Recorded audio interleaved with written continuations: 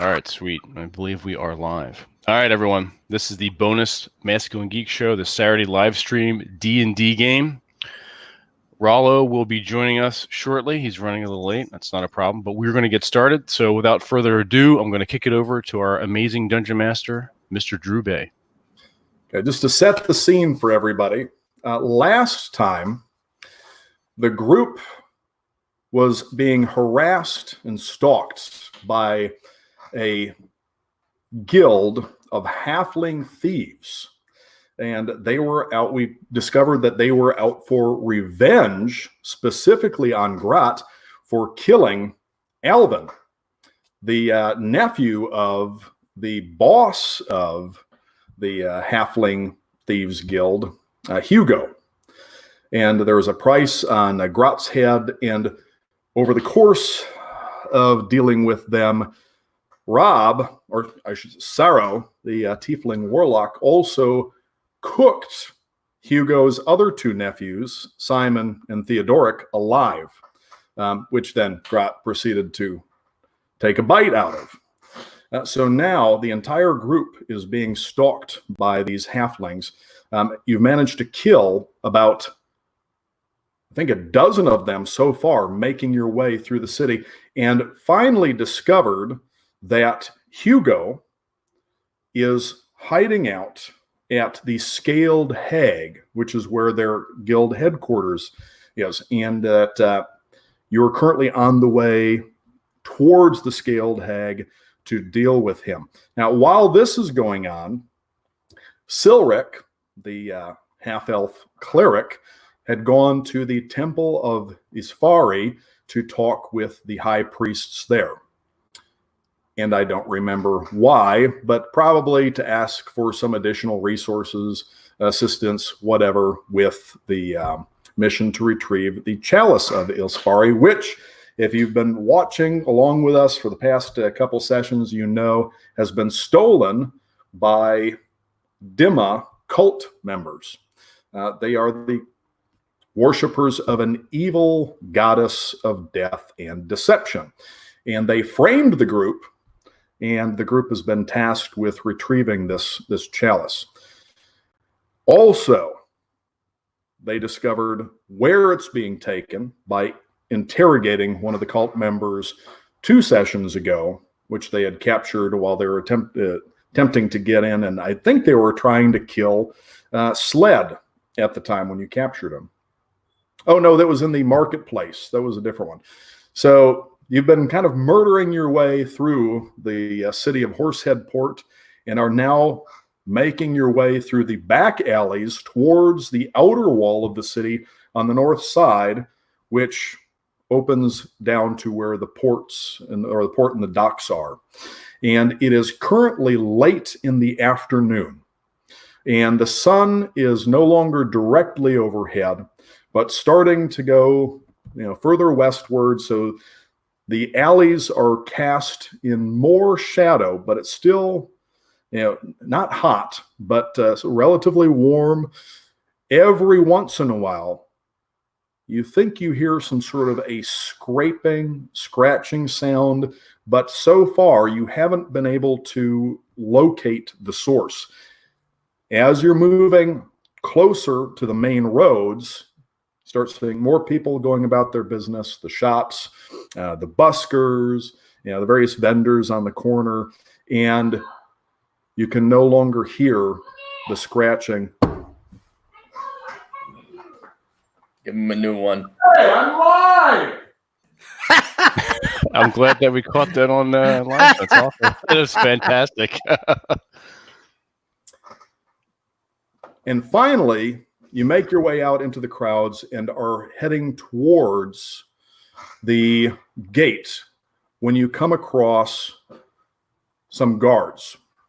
And these are different guards than the ones that you encountered when you'd come in the first night, the one that instructed you to bring any halfling feet if you managed to kill them. But they stop you as you approach the gate, and the first guard says, "Can't help but notice you're drenched in blood. Is there something you want to tell us before you leave? I think maybe we should detain you and find out what this is about. This new style. You know those guards that got killed by those halflings about an hour ago? We hadn't heard anything about it. Well, Wait a then we're second. on the same team, but your guards ran out like chickens because they happened to run into some halflings headed up by Hugo. Oh, well, hold on a second. Hugo? Boss, yes. Hugo Boss. The boss. Yes. Hugo. The boss. Very fashionable. Crap. Yes. He's killed guards. Yes. I wouldn't call them guards, I call them pussies because your guards ran away. This is true. Well, How much would it be worth to you if we took care of this problem? It would be worth quite a bit. But you need to be careful who you talk to about this because there's a lot of guys that are on the take that are in their pockets that will turn the other way. And if you talk to the wrong guards about this, they're as likely to stick you in the neck as they are to help you with any of this. Don't count on any assistance. But I'll tell you what, if you're able to take care of them, and judging by the amount of blood on you, you look like you're pretty handy with that sort of thing. If you manage to take care of them, there is probably, now I don't know, there's only rumors, but there's probably a huge stash back in the warehouse. And there's a couple things you need to know about Hugo, though. And I'd be willing to tell you if you were to, maybe leave a little bit for us to follow. We can tail you on the way there and make sure you're not being followed, and then come in and clean up afterwards. What do you think, Sled? We haven't needed them so far. Besides, we can't trust the guards according to your own mouth. Just let us through and don't question us. And then maybe a problem goes away for you guys. Do me one favor then. Leave the feet. Got it. You want us to bring it to you or just leave them there? That's the most tasty part. Well, here's the feet. That's how we collect the bounties on the halflings. We know it's a halfling if you bring us a foot, because they got the big feet with the knobby toes and all the hair on it. We'll know it's one of Boss's boys. We usually burn feet, burn bodies, so no hair. Yeah, well, we can't pay a bounty on a burned foot. We'll try our best. You keep your boys off of us, those that aren't corrupt, and we'll bring you back a pair of, hopefully, Hugo's feet. Watch out for the rats. The rats. The rats. Why? Wererats, or are they just regular rats? Don't say that too loud. They're everywhere. You see a rat that's a little bit bigger than natural, it's probably not. Now, you know how the whole were thing curse works, I'm assuming. You with horns. You look like a magical type. You're probably familiar with all this. When a normal person becomes a wererat, they're unusually large. But when a halfling becomes a wererat, well, they're so tiny you can't really tell the difference. Even the dwarfs, dwarf wererat looks like a dog practically, because they still have the beards. But the halfling wererats, you can't tell from the regular rats because they're just a little bit bigger. So you see a rat that doesn't seem to be acting quite right, just kill it. Just stomp it. But do it quick, because if they bite you, you'll turn into one. I look back at the part. I say, "Oh, kill them on sight," which was my original plan with the halflings and the wererats when we got off the boat. Mm. Not all the halflings are wererats, and not all the wererats are halflings. Wrap head around that. And watch out for the fatties. The what? The fatties. The fat. They're good eating too, especially with cheese. Speaking of which, warehouse have cheese? Oh, yeah. Oh, all right, grat in. You're going into a warehouse full of wererats. Of course it's going to have cheese. Oh, yes. Grat in. Don't know about the rest of you. Is there a bar down by the docks that has enough people and activity that we can meld in there? Well, there's a couple down by the docks, but the one that you're looking for is the Scaled Hag. Scaled Hag. All right. You'll notice the Scaled Hag sits right next to a warehouse. Haven't we been there before? The warehouse is actually, yes. Remember when you were first going through the docks that the halflings that were spying on you, as they took off, they moved through the alleys and into a warehouse. You recall that warehouse when you had just passed the Scaled Hag. You decided it didn't sound like the kind of establishment you were interested in, but you still saw the halflings moving around ahead, and some of them went in there. Now, this the warehouse is apparently where they stash all their stuff, where they do their fencing, and apparently even worse things go on in there. But I know some of the guards, some of the guys that are on the take, will collect down there when they're on duty on the docks. So watch out for the rats. Be careful. Be careful around there. But the Scaled Hag is the establishment that you're looking for. But if you go in there, watch your back. And if your boss tries to show you his brown eye, don't look at it. Got it. All right, guys. Here, I'm going to look to the guys and say, well, it's dusk right now. This is fucked up. We operate better at night. You want to bivouac somewhere and chill out? Yes. Just wait until it's night. And then what I'm recommending, maybe I'll go down there and scope out the warehouse and come up with a plan. Sound good. I'll go with you. Just down the road, inside the wall, inside the city wall, maybe a block or two past the gate, there is an establishment you recall seeing earlier, the Slippery Mermaid, which is the one we didn't burn down. Yes. You didn't burn down the Slippery Mermaid. The one that you burned down, I think, was the Bloody Oar. Oh no, the bloody. Yeah. No, the Bloody Bear Oar Claw. was the first place. The Burning Bear is the inn that got burned down for the third time. But the Slippery Mermaid, The fourth one held up. is one of the more reputable brothels in Horsehead Port. Well, gentlemen, I say we go there. Sound good. I agree. Yeah. So right. is everybody there. going there, and is Sled going down to the down to scope the docks? I say we go to I'm going to wait till it's night before I go and reconnoiter the docks or the warehouse. You going by yourself? I prefer to, yes. All right. Because I have stealth and acrobatics and all this other good jazz. I mean, just to go and check it out.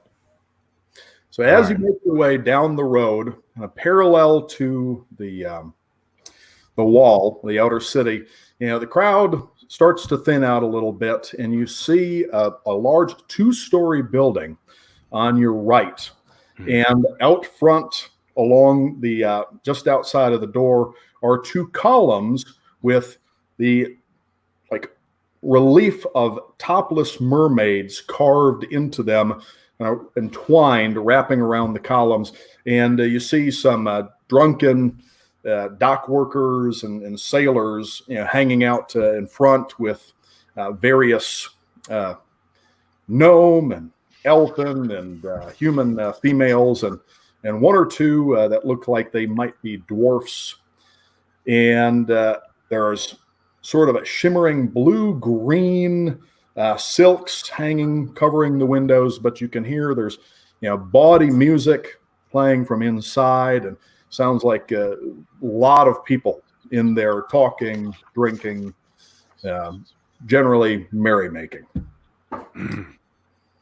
There's two large wooden doors in the front with slits cut into it, so that as you approach, you go vertical. You can see inside. It's even in this time of the afternoon, it's relatively crowded, pretty rowdy in there. And there's I suggest we go one in at a time. And salt coming out, although you're not sure if it's the sailor or the women. One at a time? Hobbit style. Dwarf style. One at a time. I'll just stand out there and pat one of the boobs of the murals for good luck while everybody else goes in. You rub tit, we go inside. And as you go inside, it's very brightly colored, and the place is lit up. They've got chandelier, crystals, various colors hanging from the ceiling, reflecting all these a prism of blue, green, violet, pink light all over the place. And the entire walls, everything is painted with murals of nude, women, elves, halflings, she-ogres, any kind of humanoid female you can imagine, with sailors on the shores, engaged in every sex act imaginable, in some that you could not previously have imagined. There is a bard, a legless gnome sitting on a swing in a corner, strumming a lute, dressed in a little outfit made of a similar blue-green silk to the curtains that hang everywhere. And in the back, there is a bar that is set, around almost a semicircle, and there are several women completely nude in there serving the guests, and a cleric from his looks, wearing again, clerical robes in the same type of colors, but also he has some sort of a medallion on. And there are stairs that go out and up to an overhanging balcony that surrounds it, and there are rooms all the way around the top level. So the ceiling in the middle goes all the way up to where the chandelier is hanging down, but then you can see the rooms all the way around the border, and there are people coming and going from the various rooms with, again, halflings and gnomes and humans and elven females of pretty much all shapes and mostly smaller sizes. But at one point, you see what appears to be a halfling with an eye patch walking out of one of the rooms with two very large women. And roll for perception. I think I have a +1. Yeah. All right. So. Oof. Fuck. God damn it. 8. 9. I beat you. Yeah, I got a 9 too. How can we miss these large? 8. Oh, actually, wait, no. I had 10. Sorry. Okay. Did anybody I get forgot the better than 10? No, I rolled a 9 and I have a +1. Rob? No. Yeah. So you notice him coming out because he's the only one that has very, very large women with him, and the eye patch stands out, but you don't notice anything else unusual about him. And then shortly later, you lose him in the crowd of people. I'll go up and try and find him again. Okay, make a wisdom check or perception. Perception. One-eyed halfling, fat women. What if I want to go with him? Then just go with him. Make a 19. perception check. 19. Bad. It's 3. Who got 19? I did. Okay, so you notice that the two larger women have kind of narrowed to a single file behind. You just see as they're doing this behind, and they're trying to get back through where the crowded area is, and they back to your left near where there is a door. You can see it kind of goes behind a wall, and this is where some of the wait staff are coming in and out of, bringing barrels out to the bar and bringing old plates and mugs back in and coming out with new ones. So it looks like they're attempting to make their way back into the kitchen. And as you're heading towards that way, the cleric behind the counter calls out and he says, "I don't recognize you. Welcome to the establishment. Would you care for a bath before partaking in our services? Looks like you might have..." I immediately put my hand up. I signal everybody else to follow me, and I just keep walking. I completely ignore him. If you get blood on our sheets, you're going to pay for it. I've ignored him. He's not even... I just signal everybody to follow me, and I just walk right past him. Grat, leave chainmail on. Okay. As you're making your way back towards the door, you see that one of the large women that the halfling was with is standing in the doorway, just not obviously blocking it, but you can tell that she's trying to be inconspicuous despite her girth. Prodigious size. Or tracts of land.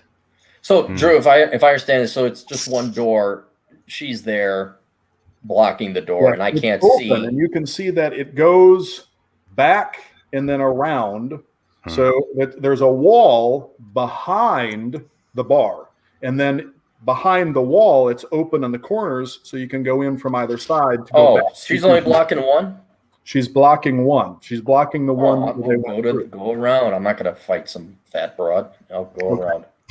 And as I walk past the cleric, I just put my hand up again and signal the guys. All right. As you're going by, he calls out again and says, "Are you sure you wouldn't want to bath? We can have the ladies bathe you. It's only a little bit extra, less than it'll cost you to pay for blood." I don't even hear him. I am going around. As you make your way towards the door, you feel somebody tugging on your pants. You look down, and it is a gnomish hooker, and she whispers to you, "Be careful." While you're down there, I go to the door. Who says while you're down there? while you're down there, Let's see if she hears, and she turns and she says, "For somebody as big as you, it's a little extra." yes.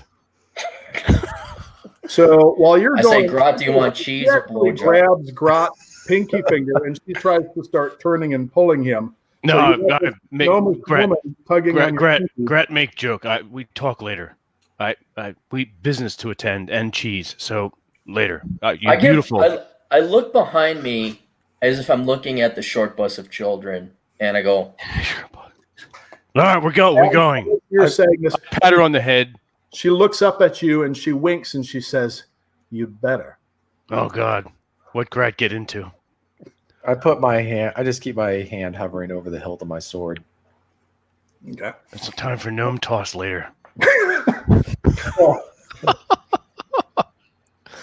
As you make your way around the back, you see there is a kitchen full of dwarves, that are, roasting, all sorts of meats. You see some of them that are mixing up something in the back corner. It looks like a vat of, some sort of, they're dumping fruits in it and other things and smashing and mixing it with mead.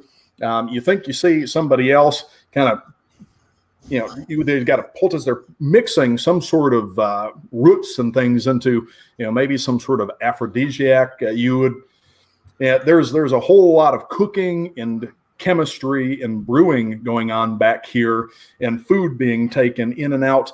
And you just see the last of the the two large women now going out that back door. You don't see the halfling, but you saw the one going out the back door, and you don't see the other one anymore by the other entrance that she was at. So there's only one door out of this kitchen, correct? One door out of the back of the kitchen. Yeah. Right. Okay. And I don't see the halfling anywhere. You don't see the halfling. You just saw the big woman going out the back door as it closed. As if I own the place, I walk with confidence towards the back door, not in a hurried rush, but just walking through like they do in the James Bond movies. As you're going through, the dwarfs kind of look at you. They're covered with disgust. And they say, hey, you're making a mess of my kitchen. Ignoring, just keep walking. We can't keep ignoring people. Yeah, fuck, we're going to have to clean this up now. I reach in my pocket and I toss down a gold piece. One of the many I scored from the last time because nobody else picks over bodies. Make a perception check. Right. Everybody make a perception check. 11. 17. 3. All right. We got 17. I did. Okay. I'm going to roll for grab. Okay, he doesn't know what the hell's going on. As you're approaching the door, you start to go back out. It stinks. It smells just awful back there. It seems like they've been throwing out, their leftovers, dumping it in these barrels, and you can smell the stuff coming out of the barrels. And Sarah feels like something is not quite right. And he notices that behind one of the barrels, there is a huge rat. And it is corpulent. This thing's belly is dragging on the ground as it kind of crawls out from behind and is trying, but not successful in hiding from you. Could it have a smaller rat inside of it? I'm talking to the other guys. Could it have one of those where... You don't even know it's there, TJ. Oh. Well, I'm going to tap Sled on the shoulder and kind of put my hand up, point to where this rat is, and then just kind of... We have company. How far away is it, Drew?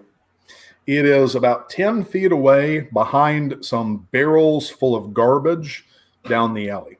Okay, I'll shoot it with my crossbow. Make an attack roll. What happened? Exactly. You have no idea. You're in the alley behind the slippery mermaid right now. 12. Hang on, where'd it go? No, 11. I'm rolling for shit today.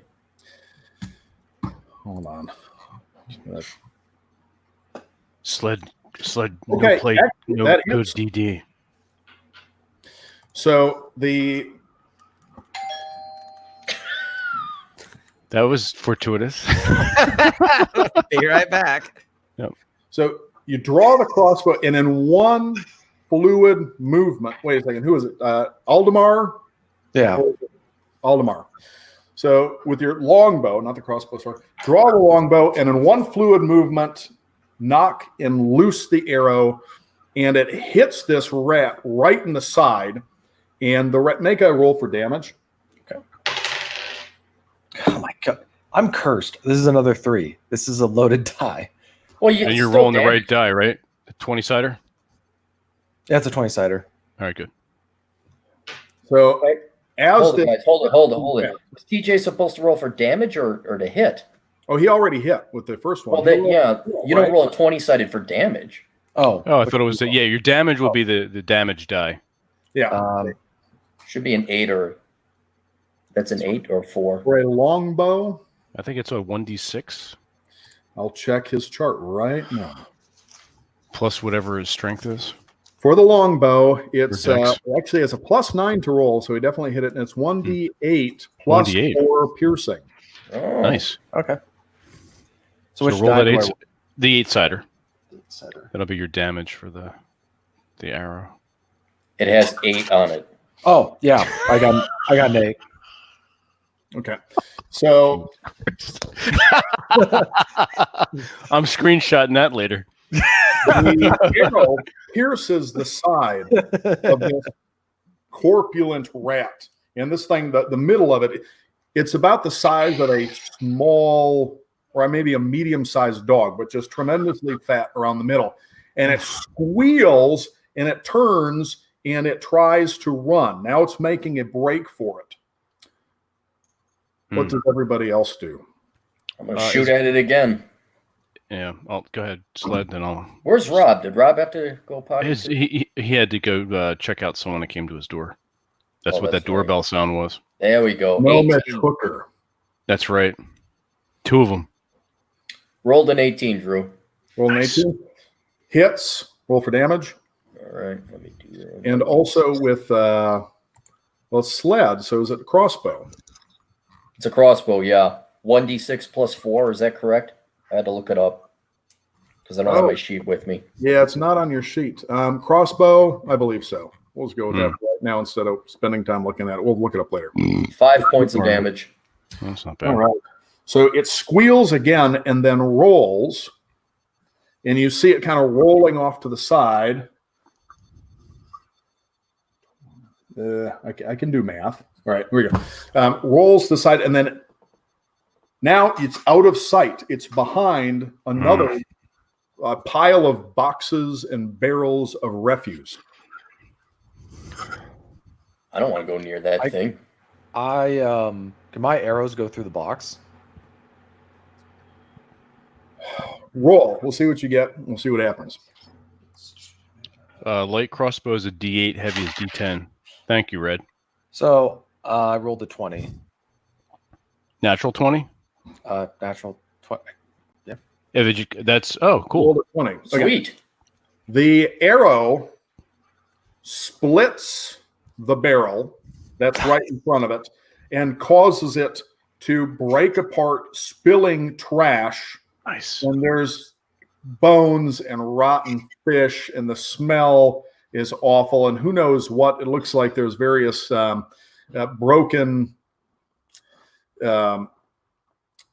sexual implements in there. There's all sorts of just odd stuff spilling out. And this rat is now kind of halfway between a rat and a woman growing. And you can see that she's got his rat-like, face, these huge teeth, and is trying to now with hands, hands pulling that these arrows that are in her side, and sort of half squeals, half shouts at you. Hugo will kill you all. I go. Shut, fat mouth. I pull out my longsword and go to decapitate him. So, do I just roll? Yeah, she's not that far away. You can get to her in one. So go ahead, roll for it. I roll an 11. Plus your what? You got to have a modifier on your. It's a +9. Yeah. Well, his modifier for attack. Let's see. TJ's for the longbow it's +5 for the longsword, so you hit. Oh. Yeah. Cool. And roll for damage. 5. 5. So you swing the sword and you try to decapitate her, but instead she kind of pulls back at the last moment and you cut a gash that comes up her throat and across and takes her ear completely off, and her cheek just flaps open. So now you can see through this sort of, there's blubber and blood in this Rat big puke. flap, and you can see all the way to the bone in the jaw where you open it up, and she screams / sort of hisses and lunges at you Uh-oh. and bites you right. She just misses your ball sack and gets you in the thigh. Right in the swimsuit area. He was going for it, but you instinctively drew back to cover it up, and she got you in the thigh instead. Oh, Aldemar turned to wererat. Well, No. It doesn't say how quickly the how long do you have before you're transformed? okay, you take 5 points of damage, and oh boy, I need you to make a Constitution saving throw. Silric, save us. So which one is it? The 20. Okay, so roll the d20 Okay. and add 1 to it. So 16. So 17. Okay. So you feel the sting in your thigh, and you look down, and you see she's got these 2 big incisors just clamped down, like right up at the top of your thigh, and there's blood starting to run down your leg, and she's like on there. As this is happening, Silric appears around, through, like coming out the back of the slippery mermaid, And immediately walks away. one of the city guards. Now, while Silric was taking care of what was going on at the Temple of Ilsfari, and you were out murdering halflings all over Horsehead Fort. Sounds like After the guards were murdered, the guard that you had spoken with the first night was one of the guards that ran away when he saw what was going. And he went and got Silric and told him what was going on and led him to the gate following the blood, where the other guards told them where you were going. So he was just a little ways behind you this entire time. And now, Silric, as you're coming through the door, you've just gone through this brothel, the Slippery Mermaid, and you come out through the kitchen to the back door. You see everybody attacking what looks like a kind of fat rat woman. rat woman. Arrows. It's a very large, very fat woman with arrows in her side, and her face is sliced wide open and neck. She's got blood squirting out, and she has her face right in Aldemar's crotch. Her teeth are buried in his thigh, and the whole it's just blood all over. The hell is this? He turns Welcome around to and the walks party, away. He's like, CC. whoa, wait a minute. So you see him with blood all over his thighs, and this wererat woman with her teeth clamped on. What do you do?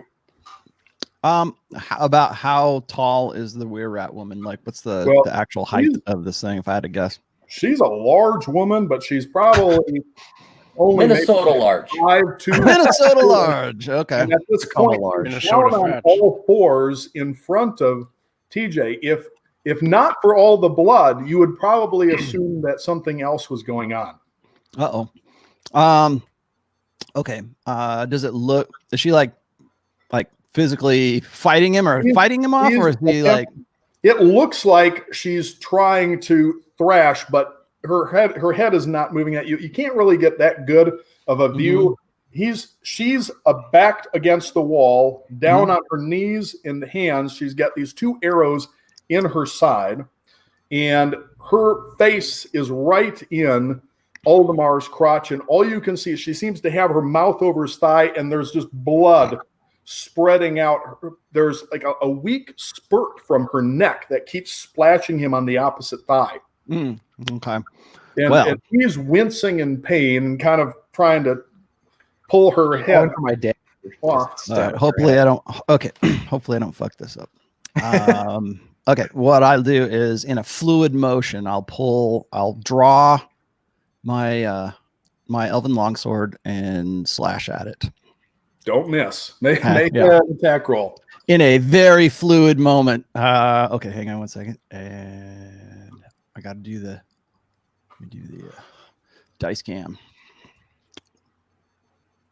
Dice cam is right there.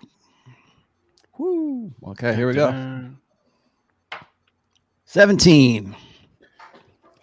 Actually, that should be about with the long dexterity bonus, right? So so that's 19 technically. Oh, you hit. Roll for damage. What's my D8 plus 3? 8 plus 3. That'll be 11. Oh, okay. So that was a good hit. Thank you very much. Well done. See you later. I'm out. Thank you. Silver clean trash can. You leap towards what's going on. There's a bunch of trash in the way, but you hop up off of your right foot, plant your left on the wall, and propel yourself forward, and then come down across the back of the neck with your sword. And just as you're landing and start to slide a little bit in the trash, you knock into her with the left knee as the sword comes across, and her head comes loose. It's still clamped on Aldemar's thigh, but the head separates from the body like a tick.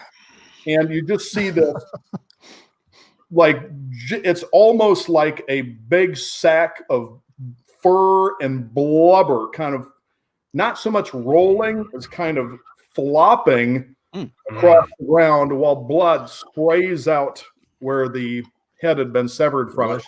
And you still see the head clamped down in TJ's thing. Now, as soon as you cut this off, though, you can see the body gradually, the hair is falling off of it, and the sort of rat paw hand hybrid gradually transforms into normal, really fat sausage finger female hands. And the same thing with the head. What was more of a rat head gradually transforms into this just fat female head. And as it does, and the incisors shorten, it falls off onto the ground. And now Aldemar's got blood all over his groin and running down the leg from where she bit him. But it looks worse than it is. He feels a sting, but most of the blood is hers from where it was spurting from her throat, where he had opened it up previously. So now you've got this big, fat, headless woman in the alley, and the head. Drew, can I tell? Is this a halfling woman? This is a normal human woman. All right, so we still haven't found. I see you're dealing with normal women here. We still haven't from found Tacoma. The halfling that you're trailing out into the alley. This is not the halfling. We're looking for the halfling. This is not the halfling. The halfling, you got a good glimpse of him as he left, as he came out of the room with the two very large women. Right. He was wearing what looked like just a nice, like cream, almost a white tunic with, thick belt. I don't need the GQ version. I don't see him, right? You don't see him. All right. He has only one way out of this alley. Like, is it? There's two ways. There's you're looking at the back of another building, and then on the other side of that building is a little further off is the wall, the north wall of the city. You can go towards the east or towards the west. The east will take you back towards the gate. Aldemar, go east. I'm going west. Look for that fucking door, or for that fucking halfling, and I bolt to see if I can find him. So like the next intersection, so I can look to see him. I didn't care about this wererat woman. I want to find that guy. Everybody make a perception check. Oh. 12. 23. 16. 6. 13. 23. Okay. So as you guys are looking around, you don't notice anything. It doesn't, you can't tell which direction he went.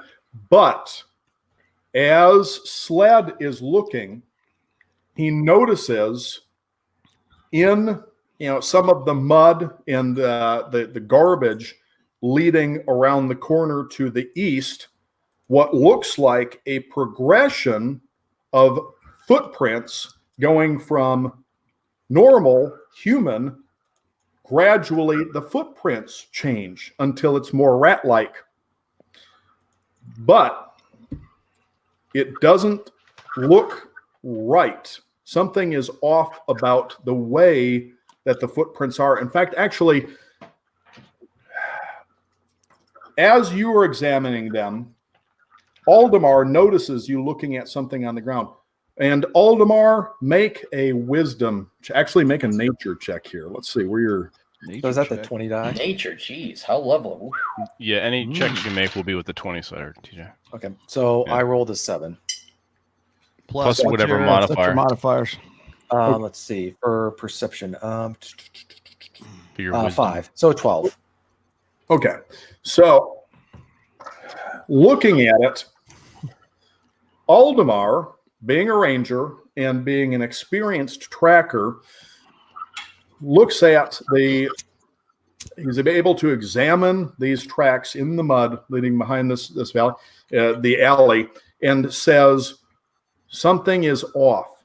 At this point, notice suddenly the tracks get deeper, as if it were carrying a load. We're looking, she's probably carrying the halfling. So now you're looking for a halfling with an eye patch riding a corpulent wererat. Jeez. Say that again. We're looking at a halfling. Tracks. You hear a scream a little bit back towards the north, and it sounds like it's coming from the other side of the building. And that's in the direction of the footprints here? It sounds like it's coming from the front of the building. All right, let's go, guys. I'm not going to dash out into the open, but I'm going to get as close to a corner so I can peer over and see what's going on. So I'm going to quickly go there, but I'm not going to run into the middle or in the front of Grad back you up. As you walk out, the last thing you see is a sailor taking a mug and hurling it towards the east and cursing at something. I equip my crossbow. Can I scale up the building? This is the 2-floor mermaid, right? Is there any way I can scale up on top of it? In front of the building, there are columns by the door.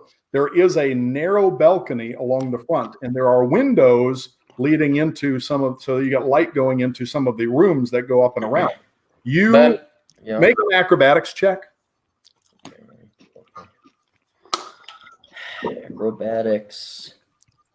My dexterity. My dexterity is. Tell me, confirm, Drew, is my dexterity +8 to what I roll? Because it says acrobatics is my dexterity. So let me roll here. Acrobatics. Your acrobatics, I think you have a +5 to acrobatics. Okay, I got an 11 then. Okay, so you're able to jump and grab hold of, remember that there's a relief of the mermaids intertwined. Right. Going up. So you're able to get some handholds and kind of pull yourself up a few feet by the breasts of the mermaids on the columns. And as you look towards the direction that the sailor had thrown the mug, you can see this little halfling on this fat wererat kind of riding, pushing its way through the crowd. And it starts to turn towards the docks, just about 2 buildings down. Okay. I convey this information to the guys, and I ready my crossbow to take a shot at the. What's riding what? The halfling's riding the wererat. This halfling Like a mount. is riding this wererat. It's about the size of, imagine maybe like a medium-sized dog. Yeah. Okay. But really, really fat. I convey that information. If I have time on my move, I'm going to take a shot at the wererat, not the halfling. Okay. Make a now. It's a good distance. Make a. Was it more than 380 feet? Behind there's a crowd. It's about 120 feet, but keep in mind you're shooting through the crowd. So make a roll. So, all right, hang on. 16, 21. All right. Nice. So you see this wererat with this little halfling riding it. It's kind of dodging in and out, and you take a breath and you lead it, and you see, oh crap, it's going to go into a group of buskers, playing some sort of folk song on a corner, and you fire and just time it perfectly so that it goes through the back left leg of the rat as it's about to turn into the group, and it sends them sprawling and rolling. Make a roll for damage as well. 7. All right. Okay, so you can't see exactly what happened, but they went rolling. The little halfling just went flying off and rolling through, and then the halfling gets up and starts running again. I yell to the guys, "Get the halfling! He's running!" Okay. So what's my status right now? I got How far away is the halfling?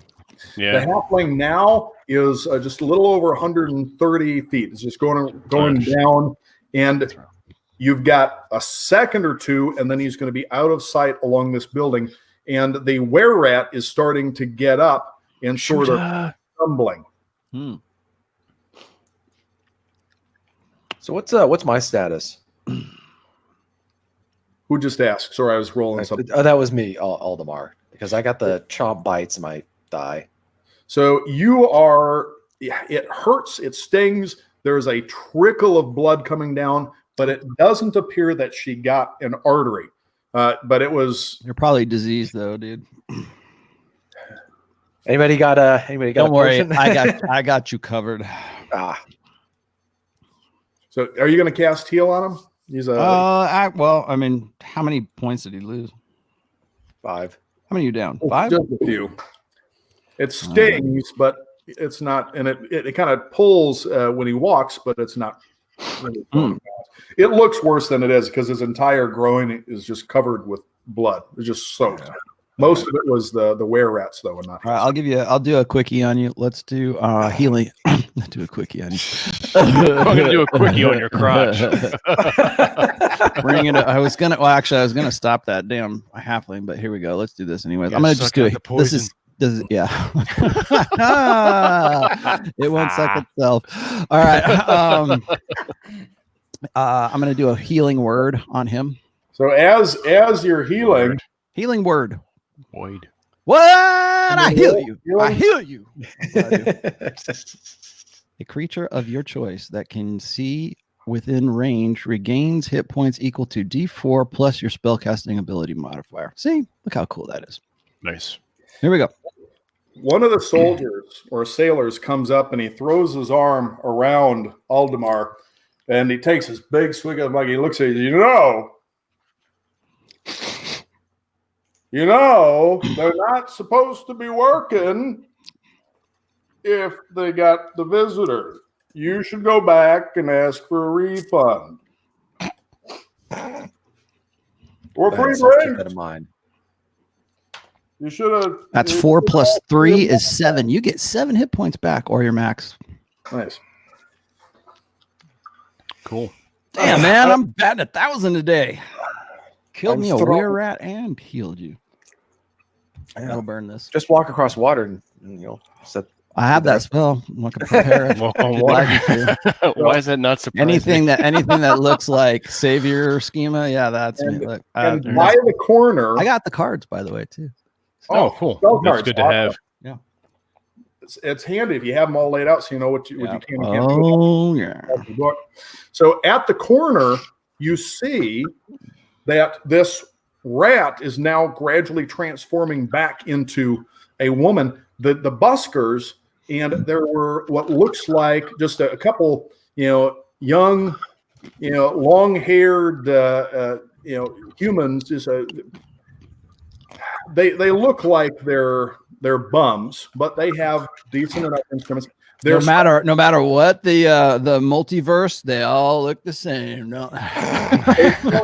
Kicking at this That's funny. wererat as it's transforming into a woman, and suddenly you hear one of them scream as it's bitten down, it's clamped down on their groin. Just the highest pitched scream you have ever heard from a human male. And the other two are beating on this thing, and one of them breaks its loot over it, but it will not let go.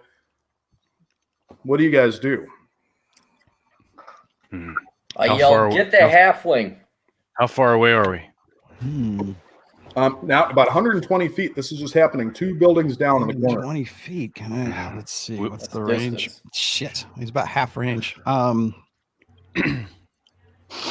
I move to? I'm gonna take a movement towards that halfling.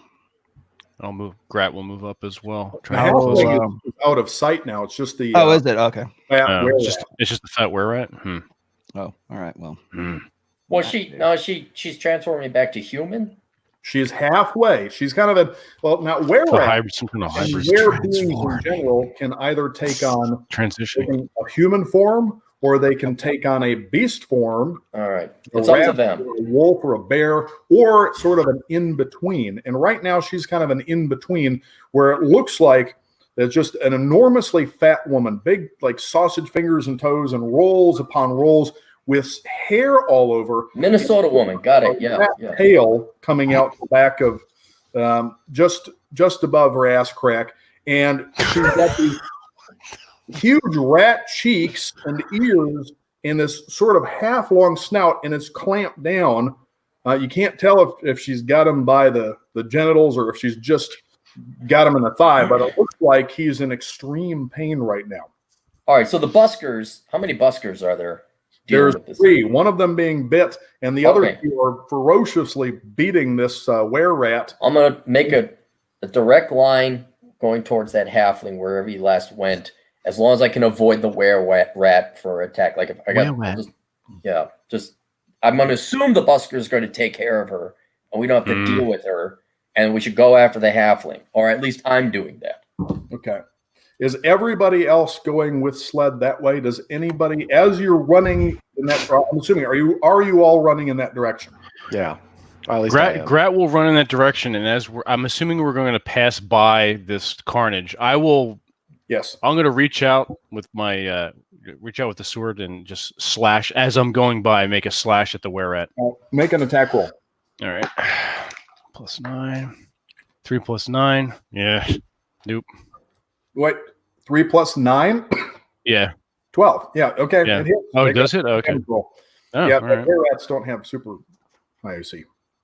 2d6. Plus, is really big, so they have a penalty to dexterity because of the culprit. 5, 6, 10 points. 10 points. So as you go past and you swing, Actually, 12. Sorry, it was +6. 12. you completely take the back out of like the leg.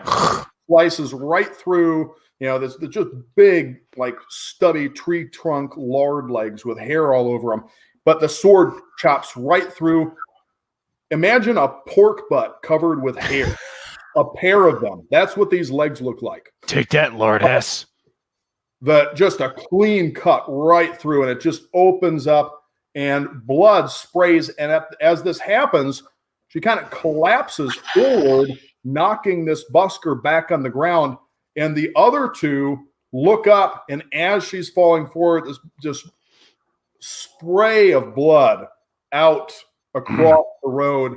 And you hear a scream as you're going by. The blood actually sprayed another group of people that were standing watching this. So now That's whoever's funny. in the rear, as you're coming up, you see all these people trying to wipe all this blood off of their face and clothes.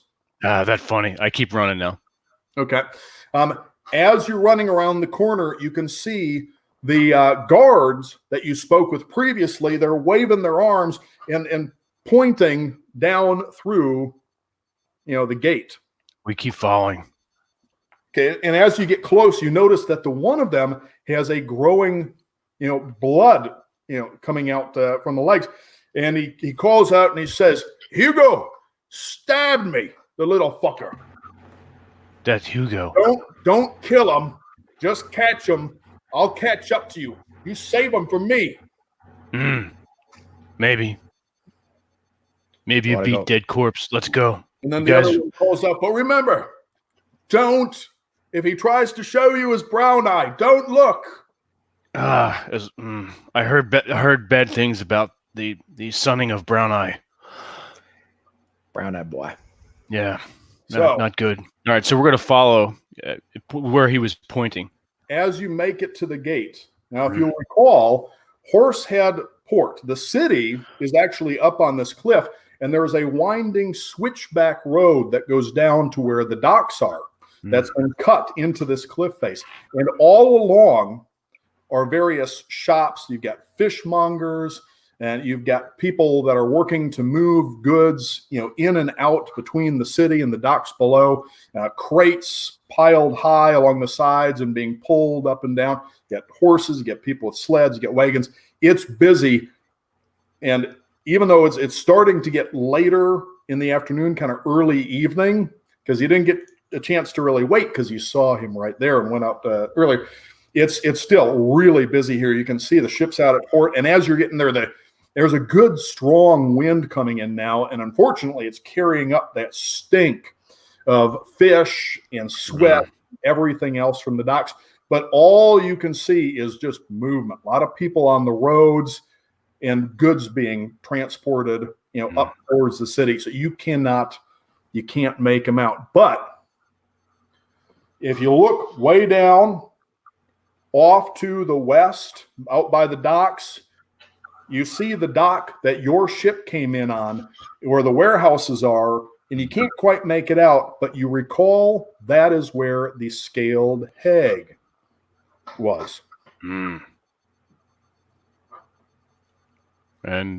we lost sight of HB? You cannot find Hugo the boss. HB1. I don't know. You guys want to go back to the original plan? Wait till night, and then I reconnoiter the warehouse or Scaly Hag. Is there a nice little bar somewhere? We need to clean off the blood. We're going to attract attention. Yeah, I mean, we can clean up or something like that. Even change clothes. If we maybe get like a large room with an attendant bathroom. As you're making your way down through, you pass a smaller establishment, the Thirsty Dolphin. And there's a couple old timers sitting out front, and real crusty. Their skin looks like. Do they plant seeds like there was no tomorrow? I planted seeds like there was no tomorrow. You planted seeds of a different kind, I remember. They're all telling stories to each other and laugh, and you can't quite make out some of it because they're very drunk. But, they look at you as you're coming, and they all wave like they know who you are. Hey! And one of them mumbles something incoherent, kind of, just mumbling. Spit dirty dick out of the mouth. Missing most of his teeth.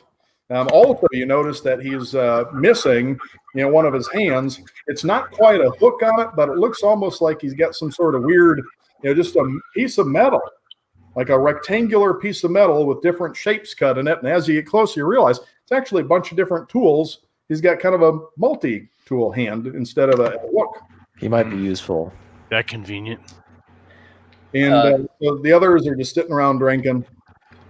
I walk into the you could open Thirsty a door. Dolphin. Let's go in. Get drink. Okay. Cheese sandwich. Get some rum.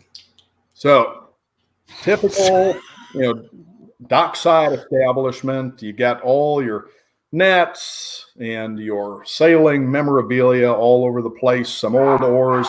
You've got a couple paintings of people that you assume you're supposed to recognize. They look like they are some people of importance, but you have no idea who they are. Old lady behind the counter just says, I'm guessing you need a bath? Yes. Yes. Bath and cheese sandwich. We've only got one tub in the back, and the water is dirty and it's cold. So I only charge you half for it, just the 2 coppers a piece. There's some blocks of soap on the shelf behind it and a brush. If you want me to scrub you, it'll be a silver piece extra, and anything else will cost you more. But if you just want the bath, it's 2 coppers and just bath. Pay I throw down another gold piece for all of us. Will that cover it? One at time, not all together. And as you hand her the gold piece, she says, if you want to stay, Oh, God. I am experienced. Is she hot? She's probably pushing like 90 something. What fuck? I say, thank you. Who's taking the first bath so we all know who else is going to stand watch? I want to know the layout of this bath. Is there a window to the bathroom? I'll take the first bath. As you go back, it's the back. Rob, you got that high pitch again. Rob, your thing is that's you. Yeah, it's your thing again. It's your thing again. Is relatively poor. There are some cracks in the windows and walls, and other than a little bit of a draft and the water feeling a little greasy and there being like hair and bits of whatever floating in it, it does get most of the blood off. All right. I just want to set up. We're taking one bath at a time. Yeah. Everybody else is protecting. I don't want no fucking halfling coming in here. I don't want some drunk gnome. I don't want some rare Minnesota. I just want to get the fuck clean so we can get down to the fucking docks. That's it. So everybody is guarding whoever's naked. I'm not guarding him naked. I'm standing outside. You guard naked. Naked guard. Had a relatively uneventful bath. Thank God. I'll put chainmail back on. You hear a scream in the floor. Fuck. And you come out to find the old woman has a harpoon, which you recall being among the nets and other like stuff, and it is stuck right through a rat, not a big fat corpulent rat, but a normal sized rat, and she's got the thing down and she's stabbing it over and over, and as she's stabbing it, and she's pulling the insides out of this thing. I mean, she is just going at it. Well done. It gradually transforms into a halfling, and she freaks out, and she starts calling to the men. I pull out my longbow and shoot an arrow straight for the head. She turns to you and she says, please don't, not a word to anyone. If they find out, they're going to string us up and feed us to the war wenches. What the what? We need to. Sounds like a personal problem. I put my hand on the old lady. I say, Madam, we are 14-0 against these guys. Don't sweat it. Time to kill. They'll know what happened here. All right, time to piss. Actually, tell them you killed it. Tell them you killed it. Don't let them. All right. Just take it easy. Pour yourself a drink. Here's your gold back. Take it. Leave. Don't come back, please. Okay. Why is she so eager for us to leave? I don't know. Is it night yet? It is getting dark now.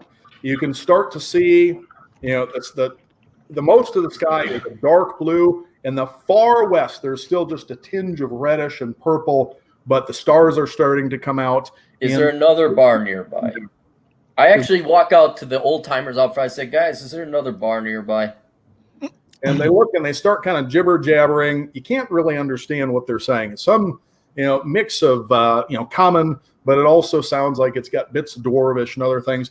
And one of them kind of points with his multi-tool arm thing down the road and says something, and you can just barely make out the term, the swordfish.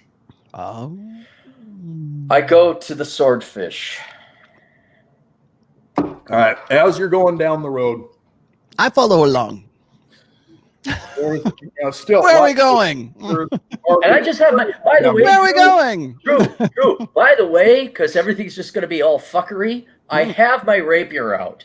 All right. And I am in a pissed off. My character is in a pissed off mood. Not Oh, your tolerating Your any character. shit right now. They're kind of backing out, moving away to the side as you're coming down the road. Now, you do notice that there seem to be like little beady eyes peeking out at you from everywhere. They're not coming towards you, but now that you're getting closer, Docs, you're noticing more rats.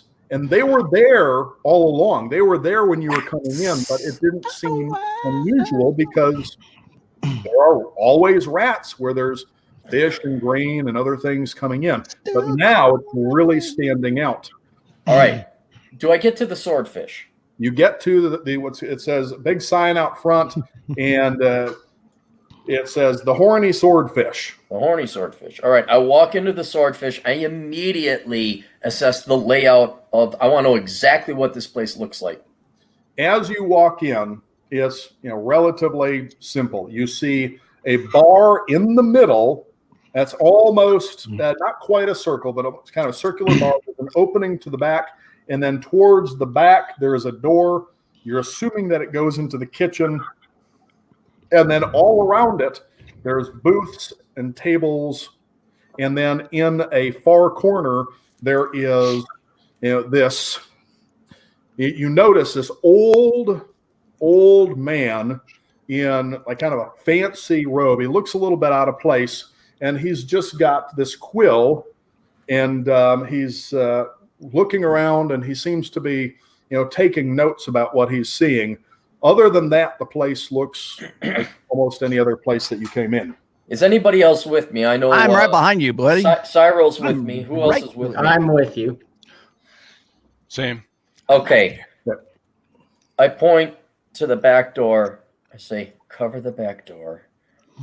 I'm going to sit off to the left or right if there's a booth, keeping my eye on the front door, so if anything comes into it, I got that covered. So we're not going to have this cult assassination hit happen to us again.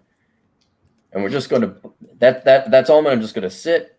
I signal to the back door. I don't care who covers it. I'm going to sit over the front door. Someone Go to the cover back. it with me. All right. I'll go back to the back. I'll join Sled in the front. All right, me and Grat will go to the back. That sounds like Go to the back. That sounds Gonna like good fun. What finish- sport? Let's sport. Exactly. Finish my cheese sandwich and go to the back. We'll go get a pint and let this whole Hey, thing sort itself out.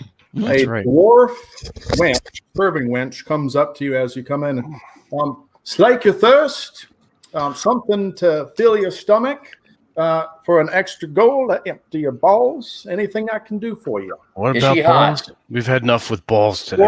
For a dwarven serving wench, she's maybe a 4 or a 5. Okay, never mind. Okay. Beggars can't be choosers. I'll have a sandwich. It's time to face the facts that there are no good-looking women in this entire. They're all 90 or rats, fat rats. Yeah, fat rat. Bit rough in this town. She says, "Oh well, sandwich. We've got swordfish, Cheese. and we I'll have have a swordfish. We have. I want her to go away. Swordfish sandwich. Get it to me. Thank you. Goodbye. And the other gentleman. Cheese. One more. You're not there. You're in the back with me. Oh, that's right. I'm with. Never mind. Nothing. Thank you. So she goes, and while you're in the back, another one comes up and asks you, and it looks similar to the first, but they've got the same tunic and apron on, and she asks you as well, anything to drink? Something interesting about the door back here? Should I be worried? No. Is there something? You're not here to start trouble, are you? Not usually. Perish the thought. Yes, we always this standard operating procedure. Give me 5 gold now. I'm handy with a knife. If somebody comes and starts something, I'll undo their ankles before they even know I'm there. All right. All right. Sound not? good. There you are. I'll give him one. And I'm not privy to this conversation, And but he looks guys, over keep in to mind I say- could steal the money. She says, Thank "Are you. those your Steel back. friends? Are those your friends?" Oh, I can pull the money trick again if I have to, but that's okay.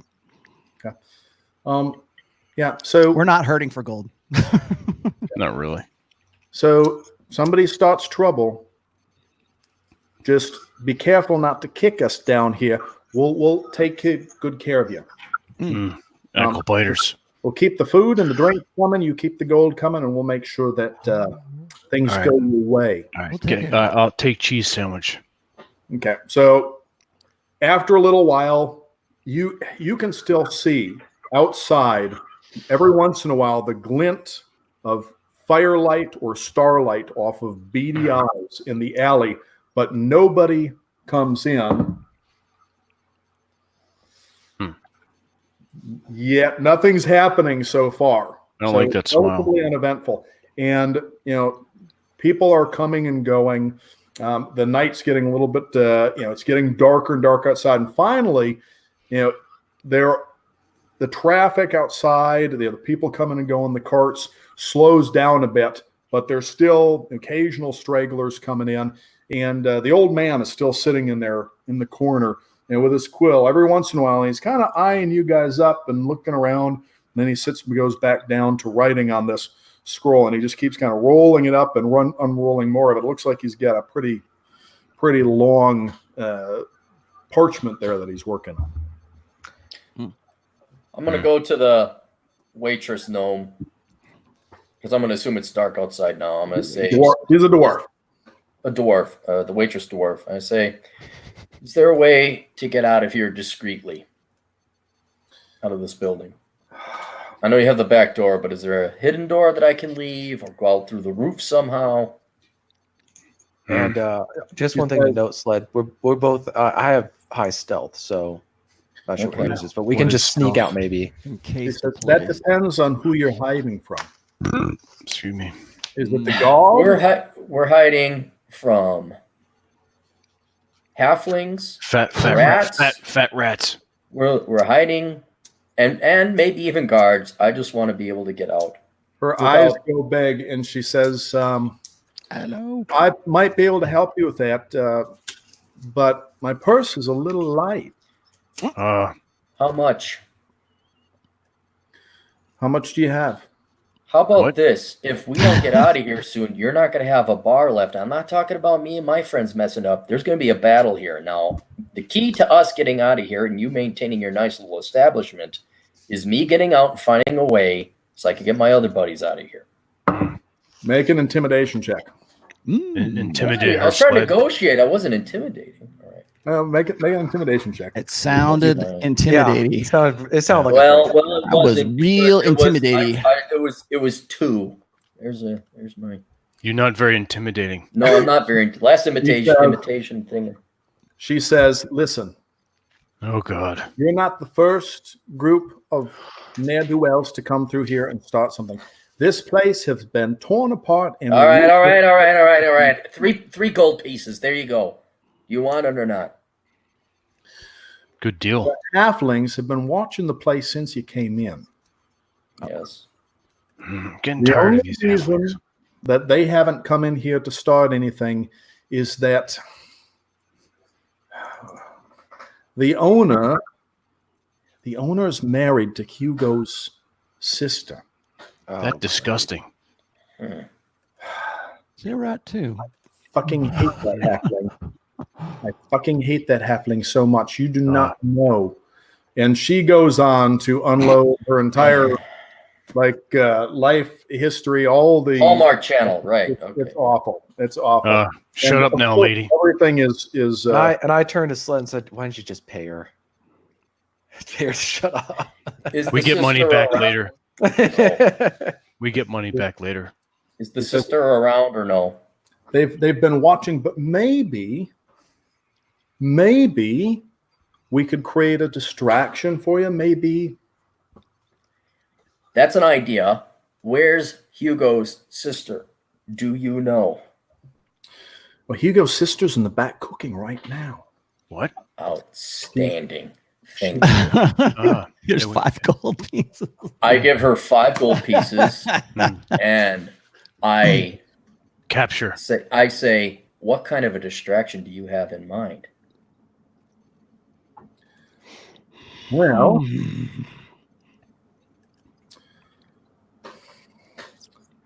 you could maybe trade clothes with some of these drunks and send them out as a decoy. Your cloak. That's brutal. Oh, We I don't like it. know. We have different sailors coming in here every single week with the boats. Red shirts. If a couple of them die, yeah. it really They doesn't. die. They die. Okay. Collateral damage. Let's kill. Is the owner of what? That one right over there, the stinky toothless one in the corner with the scar on his face, that fucker hasn't tipped me once tonight. Tell Fuck you that what, guy. put something in his drink, and then you swap cloaks with him, and we'll shove him out the door and see what happens. That sounds good. Anyone want to volunteer their clothing? I'll take my cloak off and here we'll trade it out. Okay. Just wait. And you see her go to the bar, and she starts, pouring from this like a big carafe, filling these drinks. And then she goes under the counter, and you notice that she takes a vial, pops it, and puts a little bit of powder in each of the drinks, and then goes over to their table. And a short while later, you can see them doing this sort of thing where their heads are going back, and they're kind of coming to.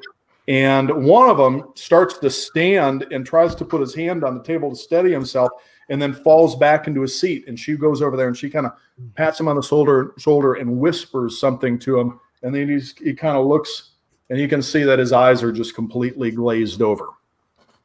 And she comes back and she says, they'll probably be agreeable to just about anything that you'd suggest right now. All right. This is how Hugo gets most of his girls. Outstanding. Let's just swap clothes with the guys then. Form fitting. I'm sure there's a big one for Grat. This is getting weird. None of them are quite that big, but Got if a you cloak put or something. cloak over them, he's kind of drenched in it. And then after you've swapped clothes with these, and there's not too many other people in the bar at this point. They don't even seem to be paying much attention, except for the old guy back in the corner who's now just sitting back and watching and taking notes periodically. She goes and she whispers something in their ears, and suddenly you see them kind of not quite sober up, but their eyes go kind of big, and they get up and they all start stumbling out the door. As this is happening, though, you hear a shriek, and you see a halfling woman come running at Grat from the kitchen with a cleaver in her hand. I'm going to shoot crossbow. Hugo's wife. I had a different plan for this, but I guess she has plans. So The sled really looked like a guy with a plan.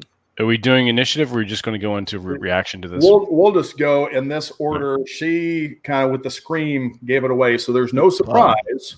All right. I rolled a 24. She's close. Okay, you got 24. Oh, we're doing this? Okay, so they're coming at Grot, so I'm right next to you. So let's. Thank So you. what are we rolling for? She's closest to Grat. Initiative. I will. No, we're just rolling. Oh, we got to roll initiative first. Gonna roll for just roll for initiative. Oh. Just closest to Grat. Roll for initiative, monkey boy. 15 for Grat. Which one? Let's use the yellow one this time. Look, I can even get a tap whiskey plug in there too. I don't know if I have. Do we Gotta get add some of anything that. to initiative or no? We just roll what we roll. There is an initiative modifier. It's up by your armor class. Where's my modifier? Look, Ooh, Dex man, mod. I love playing on a computer. My initiative modifier is +2. No, wait. Yeah, It's your plus two. dex. Plus Yeah, it's your two. dex. So I'm at 14 for me. Oh, I got a 10. Can you guys see 11. 11. We can almost see that. Now We we can. believe you, Rolo. There you go. that? Well, that's the whole thing. You got We to didn't even leave you, Woody. Right, Rex? It's good to see the the die rolls. Okay, so I'm at 14. Grat has 15. 11. TJ, what do you get? I got 10. Okay. And I Rob? got 11. 11. And you got 24? No, that was my attack. That was because I was shooting the bow and arrow. What was your initiative? 11. Oh, okay. So who got 15? That was Silric? No, Grat got 15. I got 14. 15. Okay. He's So- one up on me. That won't happen You again. hear this scream, this anguish scream, and you turn and you see this chubby little halfling woman running at you with a meat cleaver over her head, and she is just like a few feet away and closing. What do you do? Shoot Who her. goes first? Huh? Who's first? Grat. You are. Go, Grat. Grat. Grat, punch her in face. Punch her. 17 plus 9. Okay, now roll for damage. All right. Civilized. 2d4 plus 9. Or is it, what do you want me to do? Just a straight up six-sider? Yeah, fist? for All right. straight up 6-sider plus your strength bonus. 9 points. Total? 9 points total. I rolled a 3. Okay. So as Actually, no, sorry, 9. 12. 12 total. 12 Okay. points, yeah. So 3 plus 9. he- Yep. Pulls back and she is swinging this, and you just kind of turn to the side a little bit, and as it's just going right by you, you just wham back in the face, and between her momentum carrying her forward and your fist, you hear a snap, and her body keeps going forward, but now her head is kind of hanging off the back with her neck bent at an odd angle, and her entire cheekbones and nose and her teeth and everything are just smashed in Oh, that looked like hurt. the floor, and just there's nothing, no movement, and you've got a couple teeth You that are okay? embedded in the back of your fist now, and the bartender, who the establishment owner, turns, and he's not a halfling, but he's a really short human. Turns and he just looks at you, and he just Fuck just that guy. drops to his knees and he starts sobbing. What wrong with you, fool? He just killed his wife. He gets up and he's just bawling, and finally he says, Over your one-itis. I have been waiting 30 years to be rid of that bitch. Thank you. Thank you. All right, get hold of self. And You're then welcome. he Get hold starts of self. throwing gold at you. Sled, you want? I pick it all up. Hang on. You want punch in face? No, thank you. Thank you, sir. He comes out and he shakes your hand. Oh, All right. Get grip. Get grip. you've saved me. You've saved me. I tap Grat on the shoulder. I say, "Can you pick him up and move him away from the body, You please?" get gold. I'm gonna just kind of lift him No. up. I let Aldemar take the gold. I take the cleaver. I'm going to take her feet. He says, wait. I hold the. I'm done with this. I hold the cleaver to his throat. I say, "What? What is it? Give me the cleaver. Are you going to take her feet? I'm gonna take everything. Give me all your platinum right now." Just He doesn't have start, platinum. Never He had mind. gold. and he is not stopping. He is just going and going and going, and he goes until he collapses, and he's just drenched and he's soaked in blood, and there's just pieces of her everywhere, and he's huffing and puffing, and he's like, "I'm not done." All right. He's This trying. guy's got some anger management He issues. just keeps hacking. All right. Is there any feet left? The feet are somewhat intact, but I there's- take what remnants of feet there are before he goes and shreds those, and I put them in a little sack or something. he is now exhausted, and he just barely manages to stand and drops the cleaver, and he's just drenched. While this was happening, everybody else made their way out, except the guy in the corner who's now sitting there and he's taking notes on all of this. I'm going up to the guy in the corner. I'm like, can you fight? Are you just a bard or something? Zawa Nishi, at your service. Skald. Can you fight? Or you are a bard or something? I am a skald. I'm not a bard. I don't sing. I don't dance. I don't play an instrument. I just write. What would you say you do? I collect you do scrolls. here. And this is going to make a good one. I'd say you are. Guys, you want to exit out the back? Yeah, let's get out of here. Yeah. I tap, As as we you're going. leave, I tap the guy, the owner, and I say, I think you should go out front and announce that the Wicked Witch of the West is dead. Ding dong. He hands you a big bag of gold and jewels. Mm. And he says, kill Hugo. Well, we do that anyway, but thank you. Look into his brown eye. Good. Cause a distraction for us out front so we can get out of here. Now, are you going out the back or are you going out the front? Well, yeah, didn't everyone dressed like us go out front? Oh, yes, they did. Oh, shit. All right. So are you going out the back? Yes.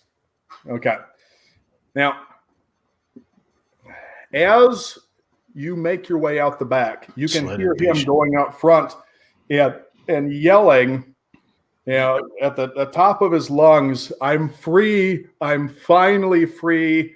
Free drinks for everyone. Mm-hmm. And there's just chaos. People are, hear free drinks and they're all storming. And as people are going in, you can also hear people starting to retch as you're walking. So they're going in and seeing this. And you can just make out the sounds of vomiting and retching in the back as this is happening. Now, as you make your way further down, you can tell that you are being watched. They don't approach you, but there are rats.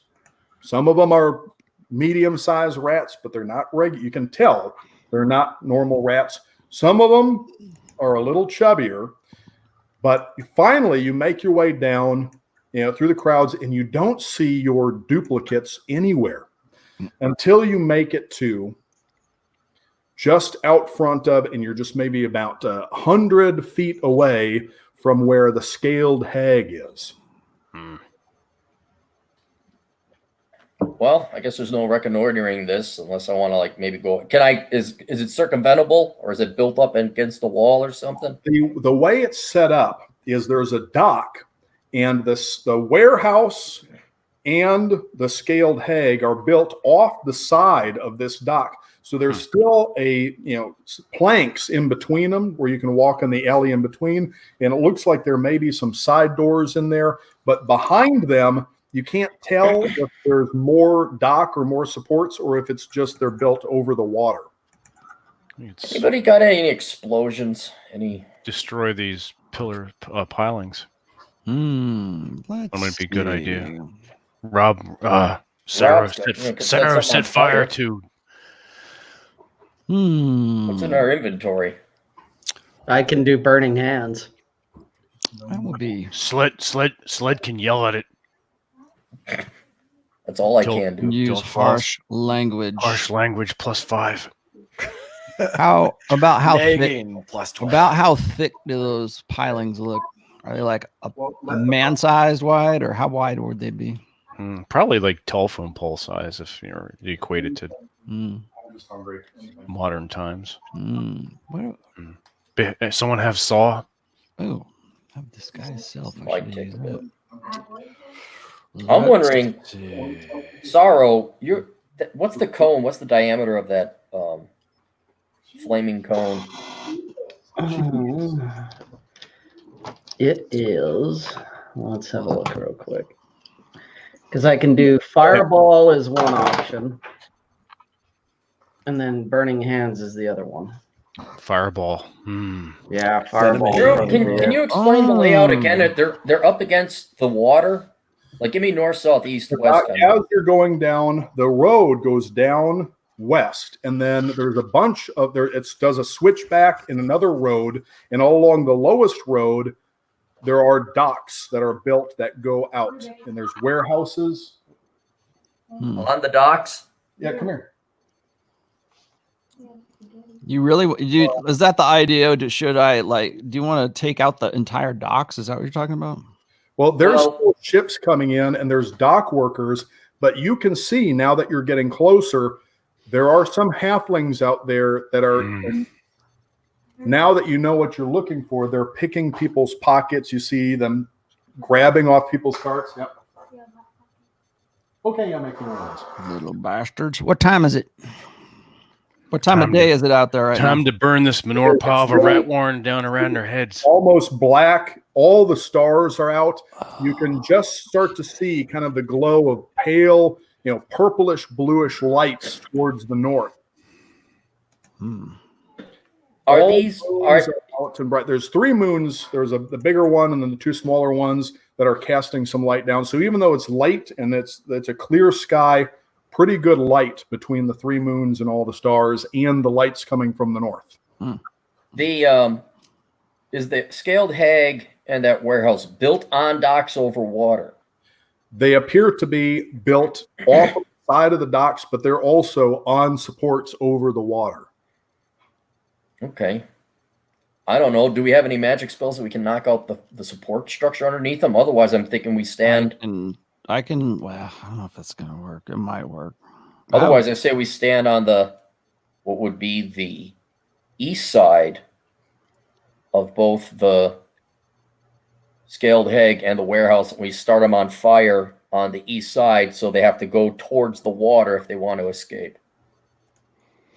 I could. I have a spell called Thunder Wave that I could probably. I might be able to take out some of the pilings with that.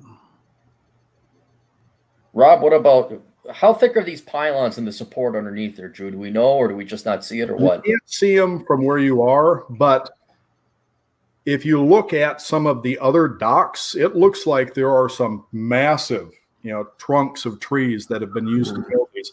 So they're probably, some of the supports are probably a good 2 feet in diameter. They're large. Yeah. I don't think we would have to burn Fireball's the not going to actual. work on that. Sorrow. Some of them are brick and mortar that are set down in. Sorrow. I think you're going to have to do what you do best, and that's burn bars down in foreign towns we go to. Yes. You guys Burn with the- me? Burn warehouse. Let me think about it. Yep. Burn warehouse down. And All right. and the bar, Grot. Don't forget the bar. You have bar. grilled Hey, cheese sandwiches. hey! That's We're not true. going to let them burn. We're going to make it burn. So you want me to use Thunder Wave? I could probably take out some of the piling. Is the object to just destroy all this shit? No, but Pretty what's much. Thunder Wave? You bring a wave. Whatever you guys want to do. This final place where these little fucks are, correct? That's what you've been told, that Hugo Boss, the boss of the halflings, stays mostly, his base of operations is the scaled hag. And if you also recall, one of the halflings told you about a secret door that is accessed by pulling on one of the tusks of a boar's head on a wall. That's right. Correct.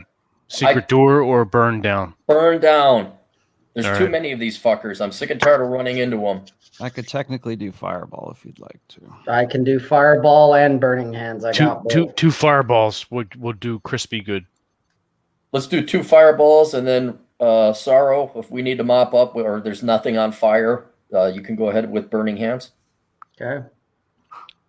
Cool. I'm going to take a position to the south of the buildings. So I'm not in the way of them firing fireballs, but then I can shoot across anyone trying to leave either the east or west side Nice and of the fluid. dock. So I maybe want to cover the north, and Grot, you're kind of protecting the magic throwers. I bodyguard magic throwers. Yes. Yes. Synchronized swatches. Swatch. Okay, I go to the south and then take up a position, preferably if there's like a pillar or a box or something to hide behind. 8d6. Okay. All right. So I'll prep Fireball. It'll take a few minutes to do. because I didn't have it prepped. So, let's see. All right. So I will position myself where I can take out the pilings with fireball. Thunder wave, I don't think would do enough damage. We're not going for the pilings. I don't think they'll be No, destroyed. I'm going straight for the building, man. Just the Yeah, we're building going for itself? the building. All right. We're Oh, well, poking shit. them out. Blast them. You know, in that case, you do fireball, and I'll do thunder wave through there, so I can see if I can flatten this place while you hit it with fireball. Okay. Is Thunder Wave going to be water? No. It's just Like a a force. Like a force. shock wave. Thunder wave. Awesome. A wave of thunderous force sweeps out from in front of you. Each creature within 15-foot cube originating. I'd have to get about 15 feet away. That close. That's kind of close. Now, okay, Yeah. I'll switch to fireball then. Dual fireball. Good. Okay. More meat for Grot. Yes. Fire. Yes. Scaled hag Burnt cheese. is it's a wooden plank building with what looks like, 2 stories, and up on the roof, it is, again, mostly wood and tile. There are large windows in the front on the lower level, and then several smaller ones on the top. And as you look in through the lower level, you can see there are people that are sitting in the various tables, drinking, eating. There is what looks like literally a scaled hag corpse that has been stuffed, that is propped up in the middle of the room, holding a spear in one hand and a net in another, kind of a centerpiece. And around it, various people, and you can see, some very large women wearing just what looks like torturously stretched out leather bikinis and tops, serving drinks. Somehow, despite their size, they're able to maneuver through the crowds, but their strength is impressive. They're carrying huge trays of drinks and meats and cheeses, which you can smell. Cheese. There. I start singing. Raindrops keep falling on my head. Huge blocks of cheese on these trays.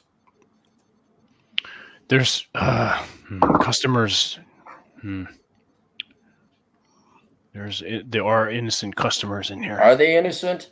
Well, It looks like maybe. a mix. There's sailors, and it looks like there's 1 or 2 merchants in there, and you can see several halflings, some of them that are dressed wearing the same type of cloaks as the ones that you had been fighting with throughout the earlier part of the day. Burn place You don't down. see the one halfling with the eye patch, though.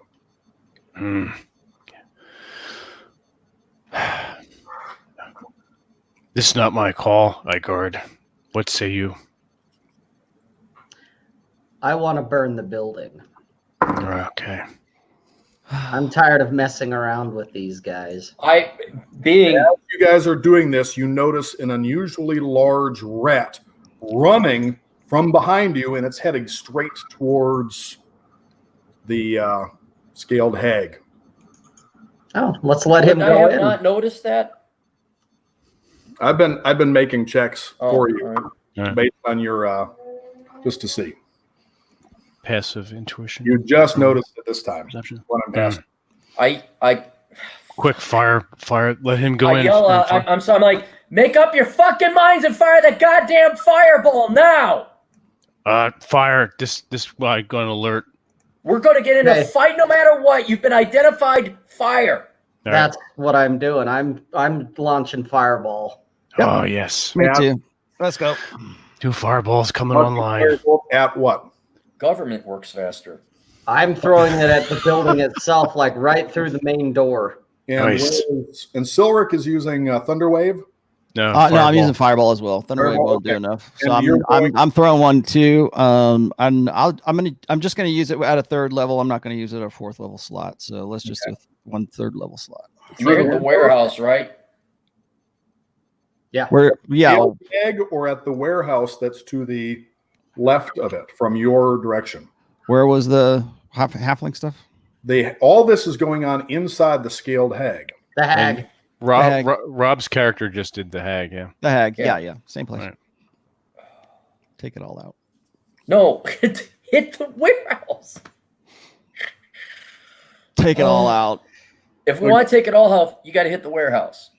Oh, well. So- All right. You hit the warehouse. Rob Rob will already hit the you want to bar. split? Okay, we'll split them then. You hit the bar, I'll hit the warehouse. Okay. All right, sounds good. Okay. So suddenly, and Fireball, both of you, Mm-hmm.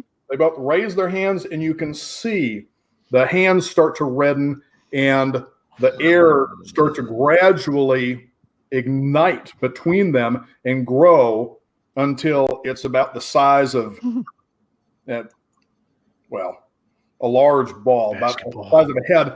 And then they push it, and it starts slow, but then rapidly accelerates forward. One going towards the window, one of the windows of the scaled hag. Or is it the window or the front door? Where do you want it to go? I want mine to be the front door. Front door.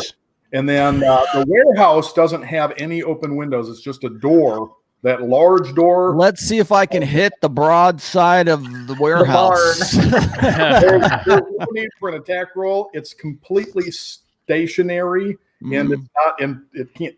You can't possibly miss something I like. presume it's made of wood, being Yeah. a warehouse. Okay.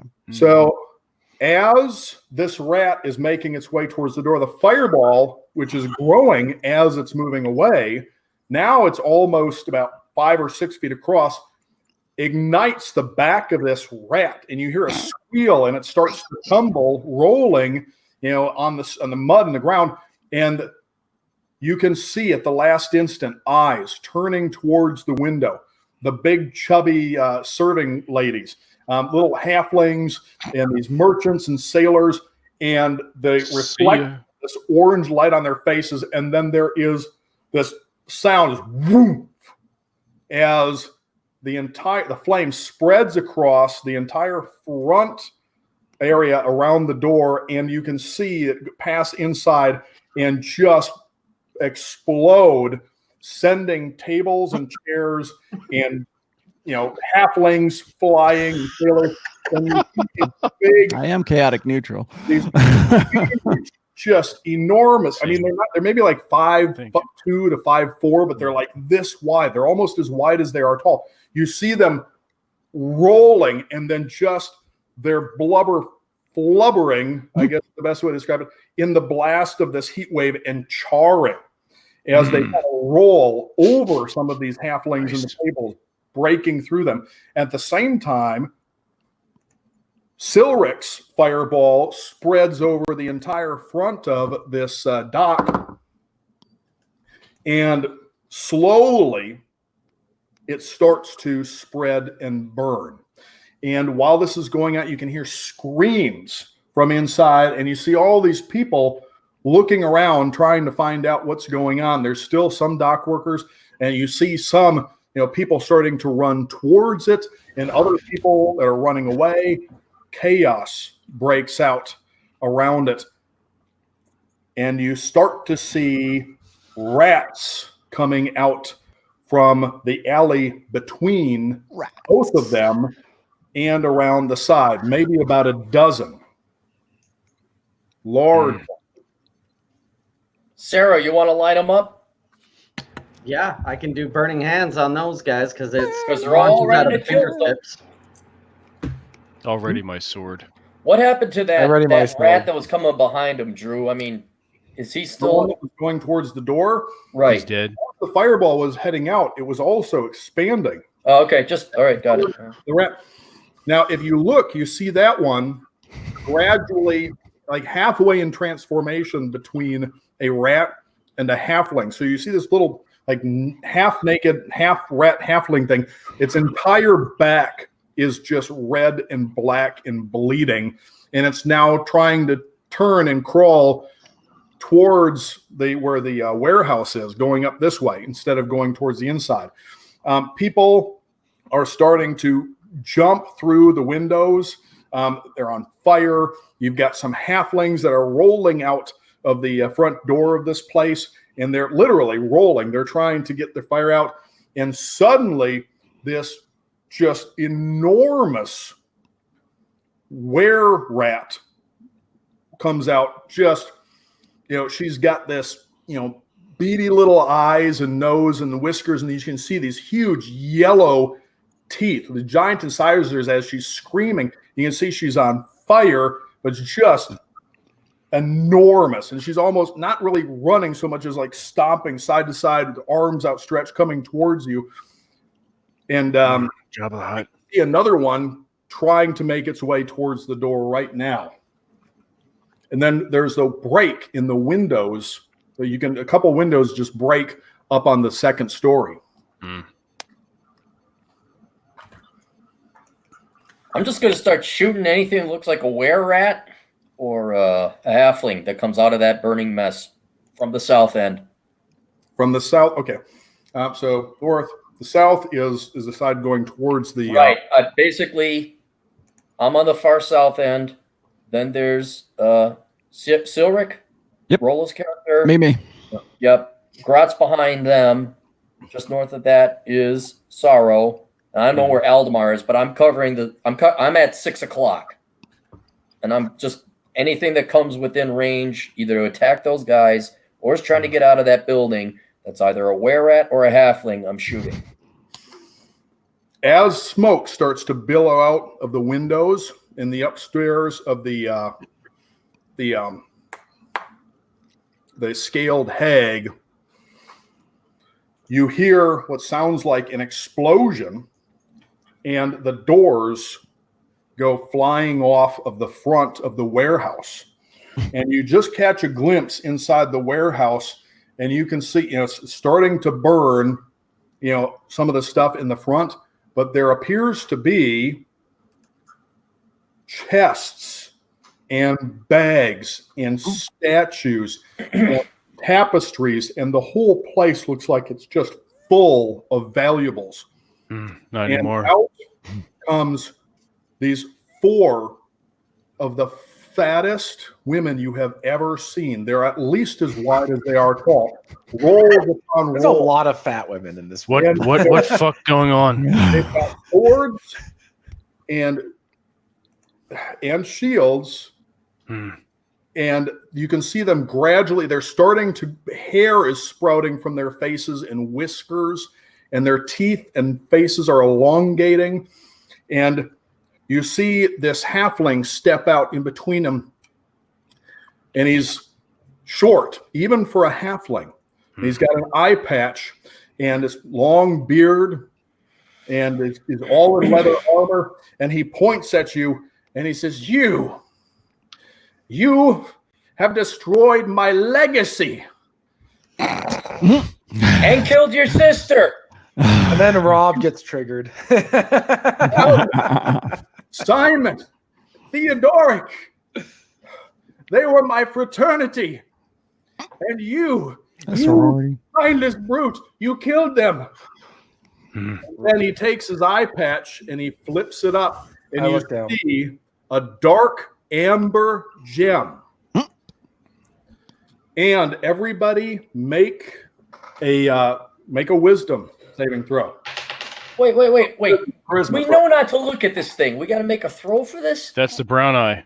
It's the brown eye. I know. Don't look. Brown eye girl. You get one chance. It's a wisdom check? Yeah. So I rolled a 16 and my wisdom is 15 plus 2. 15. 17. I'm I'm trying to very find my well. wisdom. 17. Oh, there it is. Look at that. Wisdom Plus 20. 19. I got a 20 as well. 18. Plus 3. Who got? Did anybody get less than 15? No, I got a Nope. 17. I got a natural 17 and I'm plus 3, so it's 20. Nice. Woo-hoo. I'm on fire today, baby. Literally. And so the patch is up, and he's looking around, and he says to you, Kneel. Kneel before me. Kneel before Zod. Why is my it working? Kneeling will be difficult. I've got this ache in my knee from killing all your halflings. So Why is kneeling it- will why be is it difficult. working? Stare into my brown eye. All right. Yeah. I'm gonna kill you, You are and your not gonna live this one down. I'm gonna kill you and your Yeah, fat no, wives. not. he turns, and as he's running back into the burning warehouse, he screams, "Kill them, war wenches! Kill them! Protect my legacy!" War wenches. What this oxymoron? So these enormous, they're gradually transforming into rats, but they're not going completely rat this time. They're not going full rat. They're just kind of full rat. They've got these Never go full rat. That's right. These, yellowing teeth and these whiskers, and hair is sprouting all over their bodies. And some of them you can't see because it's behind them. They're so large, but every once in a while you catch just the flick of a rat tail coming out, and they're approaching you. They got shields and swords, and they're kind of screaming, making these annoying kind of. How did we end up in Seattle? All right, They're very angry. Silric, Sarah, you magic, and then I go in and kill these fat lard ass things. Go for it. All right. Go get them. All right. Should we roll for initiative here? All right, let's kill him. Initiative or Grat, what kind of what weapon do you have? I have greatsword and I wear chainmail. Is your greatsword, does it have any magical bonuses to it? Or is it just a normal greatsword? Normal greatsword. Normal greatsword. Okay, I'm gonna cast. Here's my action. This is even a bonus action too. I'm gonna cast magic weapon. Magic weapon. I touch your sword. Magic weapon. I touch your sword. Oh god. You now get a +1 bonus to your attacks. Nice. And your damage rolls too, by the way, too. Plus 10 to hit. Rule. They're very cool. Yes, I like them. All right. So initiative, Drew, for everybody. Yeah, you guys roll initiative. They're going to fail their initiative because they're having difficulty because you guys are up a slight incline. High ground. They're not moving too fast. They're lumbering towards you while making nagging, squealing sounds. I got a 19. 17 plus 2, sound. 19. As opposed to good squealing sounds. Well, all right, here we go. Like a pig. Well, you can make out them screaming something about you destroyed his legacy. Good enough. +2 initiative. So I'm 14 for my initiative. 19. Grat has 19. Damn, son. 16 and what's my initiative? It's your dex bonus all the time. So 20. Okay. 19 for Grat. I think Sled goes first. My good friend Spencer says we should be using Roll20 on D&D Beyond, and then you'll be able to check your all of your stats. I've got an ultimate subscription to Fantasy Grounds, which is awesome for this, but I don't know how we would get it to all work over this at the same time. We could talk about that later because it is amazing for tracking this stuff. I don't like Roll20. Fantasy Grounds is way better. Yeah, Roll20 is not the best for me. I'm using Hero Lab, so they're good. Yeah, I got it right up. Squealing, and now you can start to smell them too. They smell kind of like a combination of sour body odor and stale cheese. That's not bad. And even the normally overwhelming fish and salt smell of the bay and the ships is just the cheese and body odor is almost overwhelming. In fact, make a Constitution check. Make it smell like home. Constitution, all of us. Dude, my Constitution is hella low. So what's +3? Okay. 16. Come on. 20. 17 plus 3. 20. Ooh, I got a 3. Oof, you're overcome by cheese. I did smell. not get the. I got an 8. I was only 1. That's true. Who got a 3? I did. Oh no! And you got an 8. I got a total 20. I got an 8 as Eldemar. Okay, you got 20. What? I got 20. Okay, and what did Sorrow get? I got 15. Okay, and what did Sled get?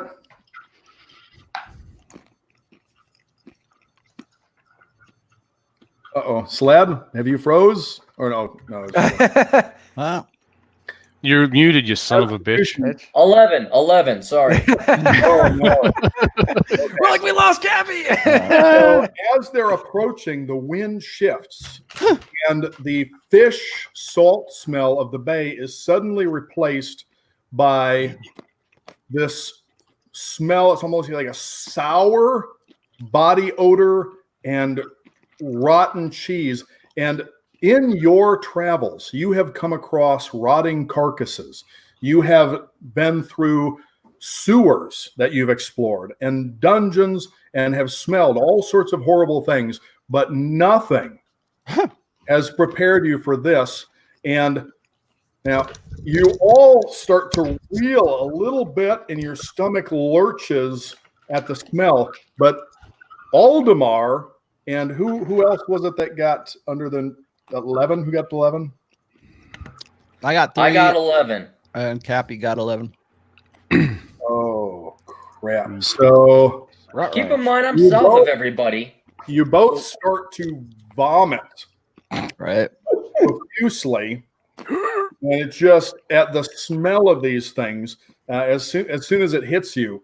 And you feel a little queasy after that. Now, they're moving slowly, but they're now within about 20 feet. And they're starting to spread out. They've got, they're pointing their swords and they're screaming about Hugo's legacy.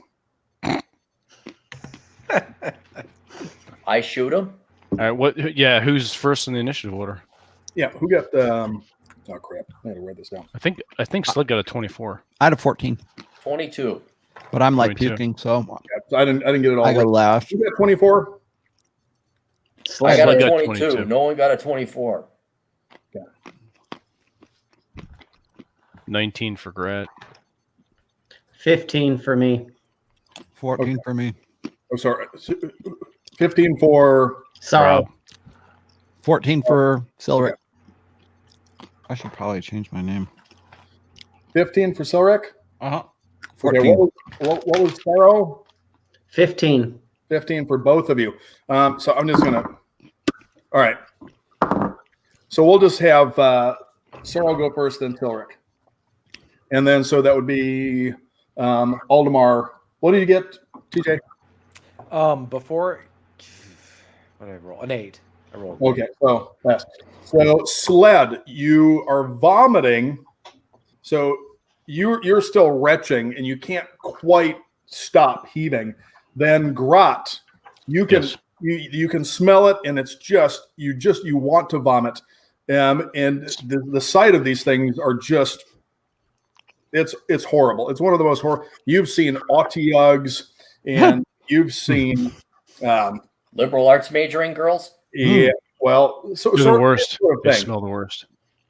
But I mean, this is new. So what do? They're 20 feet in front of you. They're kind of spread out. They're each about 5 feet away from each other, but they're each also about 5 feet wide. So it's a good semicircle they're making. All right.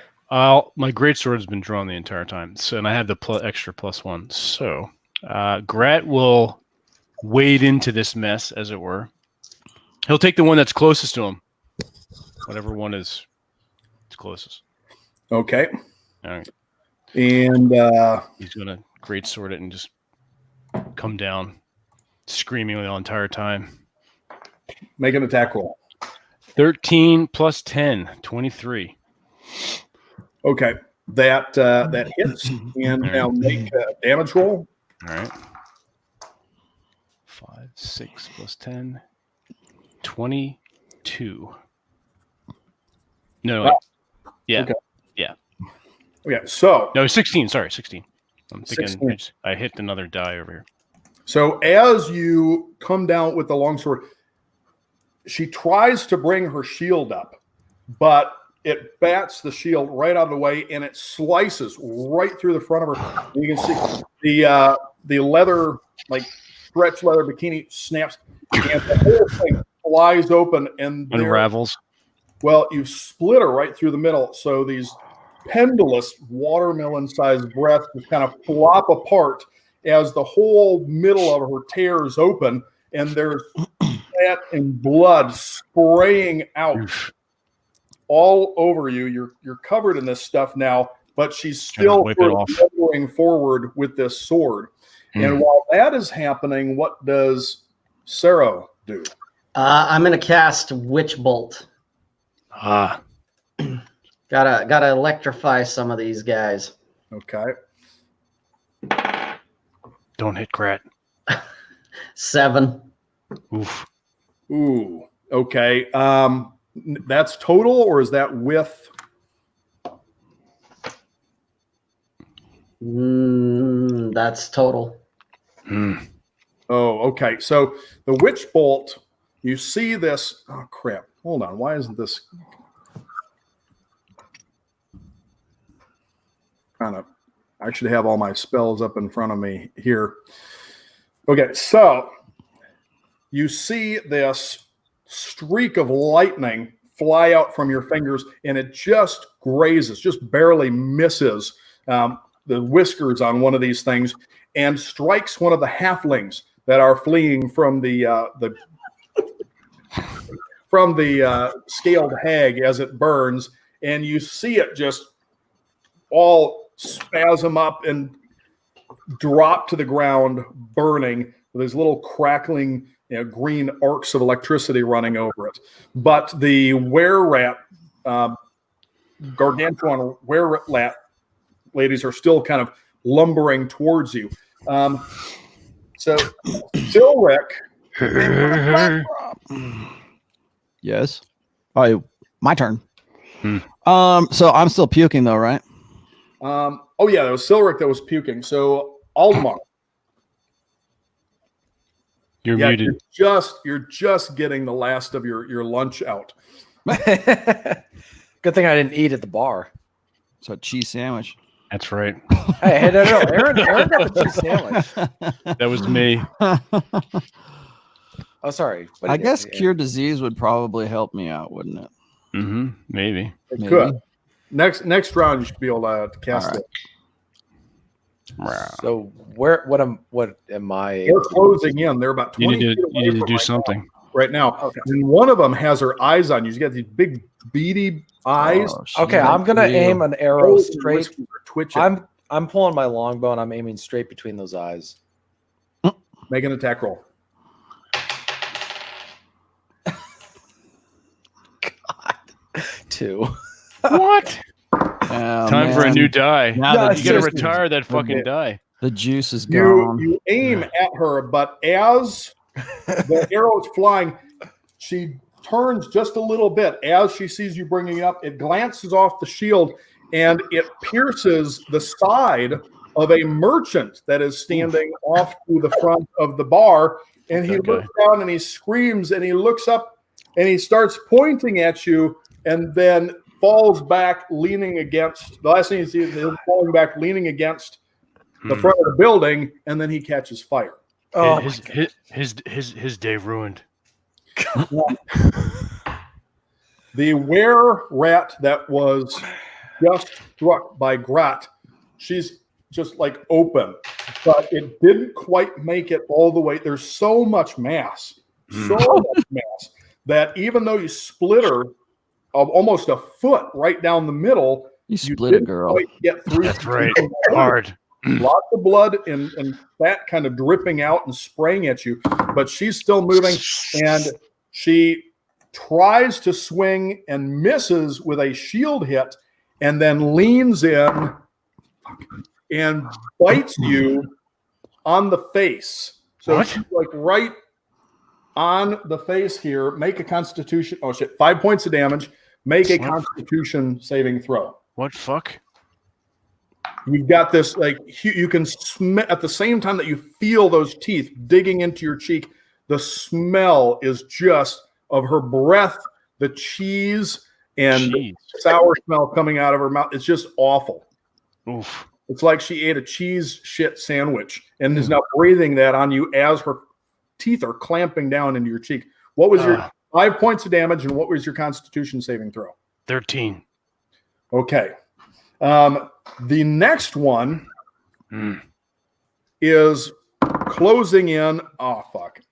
Nice. Fuck Well, that guy. I need Oh, to check fuck. Silric's AC here. Uh-oh. Ooh. Okay, the next one comes in and bashes Silric with a shield. You fucking fuck.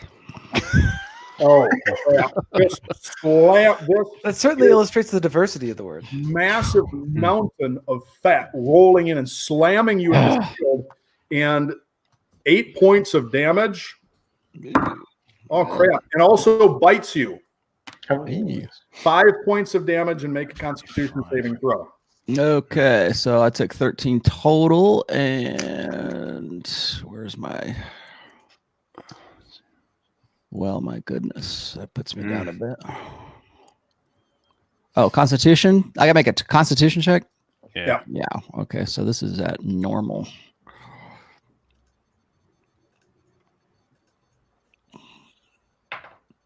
Seven. Oh no. Nope. You My Constitution is 8. You start to feel a little queasy, Yeah, I guess. and something just feels Wrong. Your head is swimming for a moment as she's right on your shoulder right here, digging in, and you can feel the weight of her pressing into you. In fact, make a strength check. Wow, that I can help. Okay. Strength is 10. Come on, give it to me. Hey, look at that. Push that bitch off me. What'd Nice. you get? 20. Natural 20. Critical hit. As you're starting to tip backwards, you manage to get a knee behind you, and she doesn't crush you into the ground, but you do manage to hold her up. But you're holding the entire. She must weigh almost 400 pounds. You guys are going to love my next spell. Watch this. The next one Jesus. comes up and tries to attack Sarah with the swords, but her sword just glances off of the horns and chips it, but does not actually hurt you. And then she bites Sarah and does 3 points of damage. Make a Constitution saving check. Okay. Throw. God damn it. Constitution +2. So she's got she's like, I rolled a 1. What? Oh, God. you also Burn start that to die. feel just a little odd. Your head swims for a moment. Fuck. And then let's see. Okay. Sled is not. Wait, was Sled? Yeah, Sled is still throwing up. So, oh, fuck me. Actually, no. Crap. All right. So she comes in and, just slams this sword into, or this shield into you. And crap. So 8 points of damage, and make a strength saving throw. Use different die. Me or Sled? Oh wait, no. 12 points of damage. Jesus, Joseph and Mary. Sled, make a strength saving throw. How am I in range? They're moving. You guys are only about 20 feet at this point. I told you I moved south Oh, you to moved get south. out of range, and these fat blubbering gals just made a move. After you vomited, okay, so they wouldn't be that close. So instead, Aldemar. So Aldemar gets over. Yeah. so 12 points of damage because he would be the closer one, and then also make a strength saving throw, or just make a strength check. Okay, 16. 16. All right. As she slams into you this with a shield, you get knocked back and you feel like you're about to fall and lose your balance, but you just manage to catch it. And she bites you as you're falling back on the chest. 5 points of damage. Make a Constitution check. Come on, baby. Come on. 17. Plus, what's my constitution? You're fine. Okay. So she's bitten you. This one's biting you on the arm as you're falling back. It's like a bad date.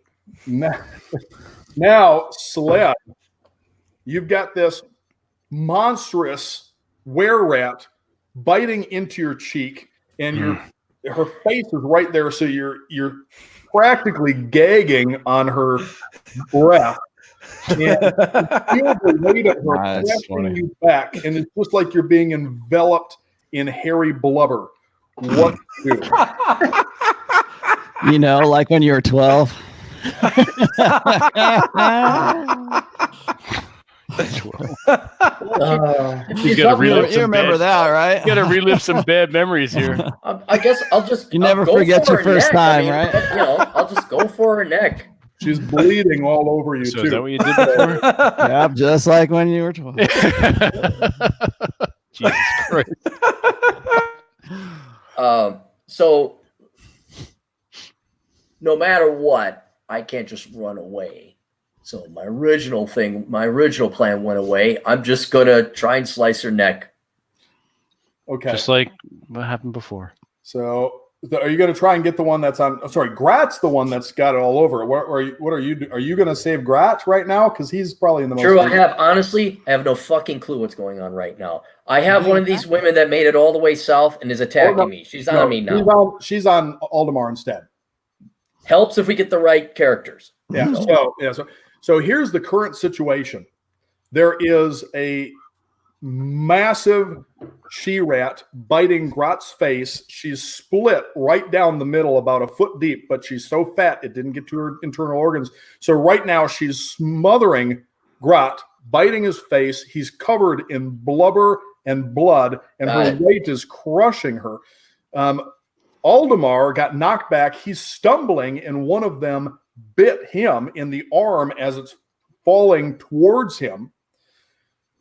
Right now, bloody twice on his knees, holding one of these things that has its teeth in his shoulders and weighs about 400 something pounds. So he's down on the knees holding this thing, trying not to be crushed to the ground. And Pharaoh just had his horn chipped by one of them and also got bit on the hand. This one bit him on the hand as he put his hand up. So it's on his hand. And you're seeing all this, and you're back where you were. Also, you can still see Hugo inside the burning warehouse, and now he is running around, trying to throw, some sort of liquid on this. He's desperately trying to put out the fire. So what do you do? I'm going to yell at the fat women and say, God, nobody likes fat chicks. You girls couldn't catch me if you wanted to. I would never date any of you sows. But I'm going to shoot at Hugo with my crossbow. Make a attack roll. Hang on. 12. Total or? No, that's total. That's total. Oh, okay. So the arrow flies in and you see it pierce. It goes through what looks like a valuable painting back there. And all of a sudden you see him look and you hear him scream, "My legacy!" And at that time, the fat wererats look at you and they kind of look at each other and they drop these guys and stop biting. And they point the swords at you and they said, "Hugo says fat women are hot." They lied. He says we're beautiful. We're in Seattle. We're going to show you. We're going to kill them, and then we're going to show you. We're going to make you our new Hugo.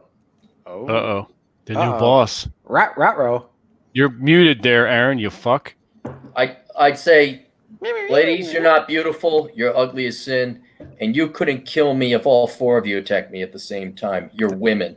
They'll just they'll just sit on you. Well done. Well done. You see them start shaking. They are so mad. They're shaking. And as they're shaking, there's all of the blubber starts kind of jiggling all over. And the one that's over Grat, the blood is kind of spraying out. Now the hair starts to grow out a little faster. What did you do, Ray? More and more rat-like. As this is happening and they're gradually going full rat, what does Grat do? All right. So her attention is now sort of off of me. They are extremely. They are so mad. They are shaking. They're entirely focused. Do I have a cunning action left before we move on to Grat? Go ahead and take it. I'm going to take my 1,000 ball bearings and throw them in front of me. Because if I recall this correctly, we're kind of like on a they're on a street. You're on a slope down. It's Right, and then if there's a switchback, that means they're pinched between the wall and now the flaming bar and warehouse. It's a little more open because you've got streets and you got people. And right now, people are kind of clearing. They're all back, and you can see that people have moved. They're holding back. They're all back. A good 50 to 100 yards. They're trying. But these women have to come straight south to get me, correct? They have to come. North. So north. You are all facing towards the east. They are to the east of you. You're to the west of them. So they've got to come kind of up west to get. Okay, that's not what I remember. I've been south the entire time. The road goes like this and then like this, but where the docks are, it comes off here. So the dock is north south. The warehouse and the hag or the scaled hag are here, and you guys aren't on the docks, but you are. We're not on the docks. We're on the road that's in between. Well, I'd imagine. That things are on the docks, but you are like, if the dock goes this way and this way, you would be, the scaled hag would be just to your west a little bit. Yes, correct. And then the warehouse is almost directly in front of you to the left of the scaled hag. So you're kind of going this way. In front of me, I just throw my ball bearings out. 1,000 ball bearings. They all roll, spreading out over your balls? the entire ground. If they got to get to me now, they got to go over those ball bearings. Yes. That's what I'm trying to aim for. So as those are spreading out, Grat, what do you do? She's becoming more rat-like right now in front of you, still bleeding. Okay, but her attention is on the sled. Okay, cool. So they're furious. They're shaking with rage. Okay. All right. I'm going to, and if I miss this, I will take my surge action and do another attack because I can do that once per rest. Well, once per encounter, as it were. Okay, I'm going to go ahead and try to finish her off with my greatsword. Just kind of bring it down across and maybe behead her if I can, since she's shaking and not paying attention to me. So here we go. Plus 10. Yes, 10 plus 10 is 20. Okay. Make an attack roll. The damage roll. Damage. Okay. 7 plus 10. 17. 7 plus 10. 17. Oh, okay. So as she is gradually becoming more rat-like and just shaking, she starts to take a step towards where Sled is. She's starting to move towards Sled. And as she does, you turn and you're aiming for her neck. You're going to take her head off, but suddenly she slips. And instead of cutting through her neck, she starts to drop. The sword bites into the back of her head and then shaves the entire top off, comes out the front of her eyes. You can see the top just go flying, and the brains come out, and the bottom of the eyeballs are left in there. It just flops right down to the ground, and blood running out all over this thing. And as this is happening, Sarah, what do you do? This thing just let go of your hand, and she's kind of shoving you aside. She's pushing you because she wants to get to Sled. So you have this mound of blubber just kind of enveloping your arm as it tries to get around you. Burning hands. All right. And I don't think you have to make an attack roll. I think she has to make a saving throw for that. Agility? Burning hands. Yeah. No. So as you bring your hands around, just a moment too late, you can see the reflection of your hands lighting up in her beady eyes, and the flame just spreads, enveloping her. What is the damage? Red Crusader, look that up. Let's see. Burning hands. I have to get you those spell cards. Yeah, no kidding. Yeah, I can find it. What's up? Burning hands. I got it coming up right here. Burning hands does. I think it's 3d6. Let's see. 3d6. Yep. Okay. Plus whatever. Plus your attack bonus for your spells. Which would be, I guess, your intelligence, I think. Well, I don't get any bonus on that. 13. Nice. Okay. So she kind of recoils and rolls away, and the smell is even worse than before because now the cheese and the sour body odor smell is mingled with burning wet rat hair. So she screeches as she tries to roll away. And as she's rolling, she rolls onto these bearings and is just kind of like turning as she's rolling, burning. Just, you said 13? Yes. So she's still screaming on the ground trying to roll out of this. And then Silric, you also, she's right on top of you. She's stood up, but she stood up by putting her weight on your shoulders while you're still in. So she's standing with all of her weight on your shoulders, but now she's focused on Sled, and she is about to go after him, and she looks like she's going to go right over you to get to him. So as her torso is just kind of barreling into you, what do you do? I cast blink. Nice. Oh. I like it. So Oh, In the blink of an eye. okay. So where do you blink to? well, let's Save me, see. Jeeves. I can go.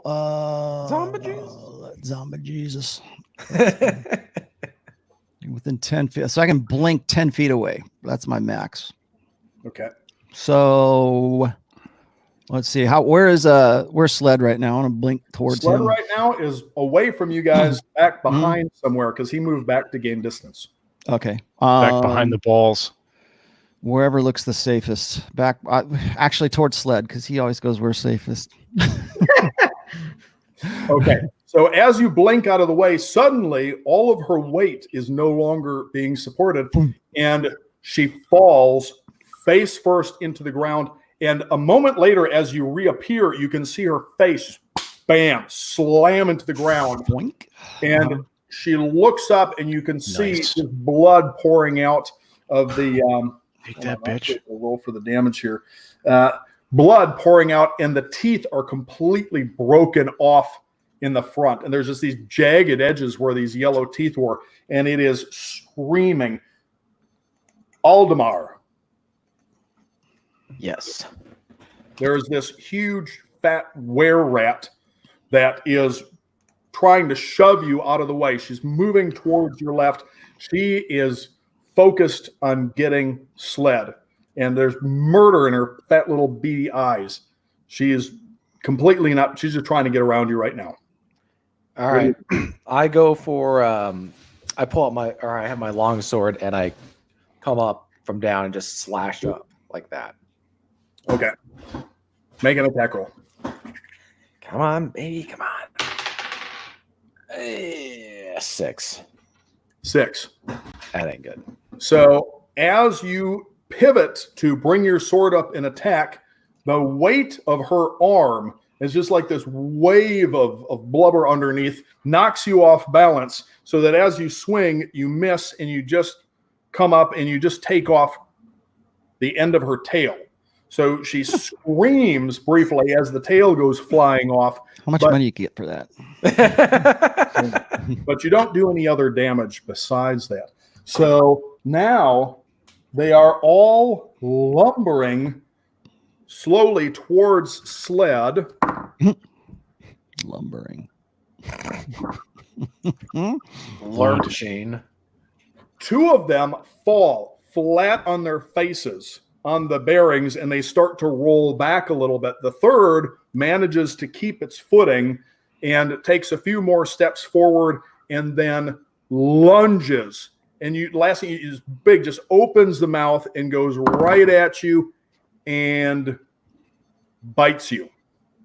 Uh-oh. 6 points of damage, and make a Constitution saving throw. Okay.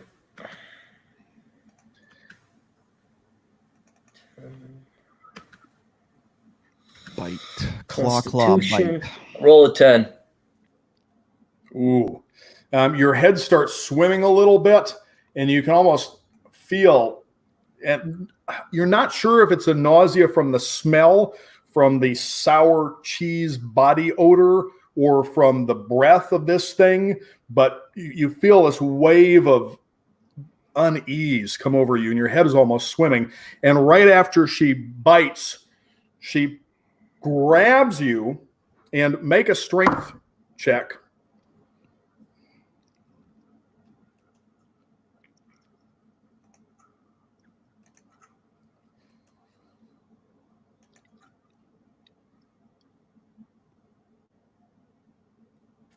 Four. Sorry. And just throws you down and throws herself on top of you. And you feel, as you hit the ground, you feel the wind knocked out of you. Suddenly you're breathless. Then this massive wererat flops down, and you just feel like you're just completely covered in blubber. And there's this huge rat face in front of you, and she pulls back and snarls. He gets these big yellow rat teeth in his beady eyes, and she says, "I am beautiful." And 2 points of damage from the fall, and 4 points from 400 pounds falling on top of you. That was 2, 4. What was the previous one? 6. Okay. 12 points total. All right. And, oh boy.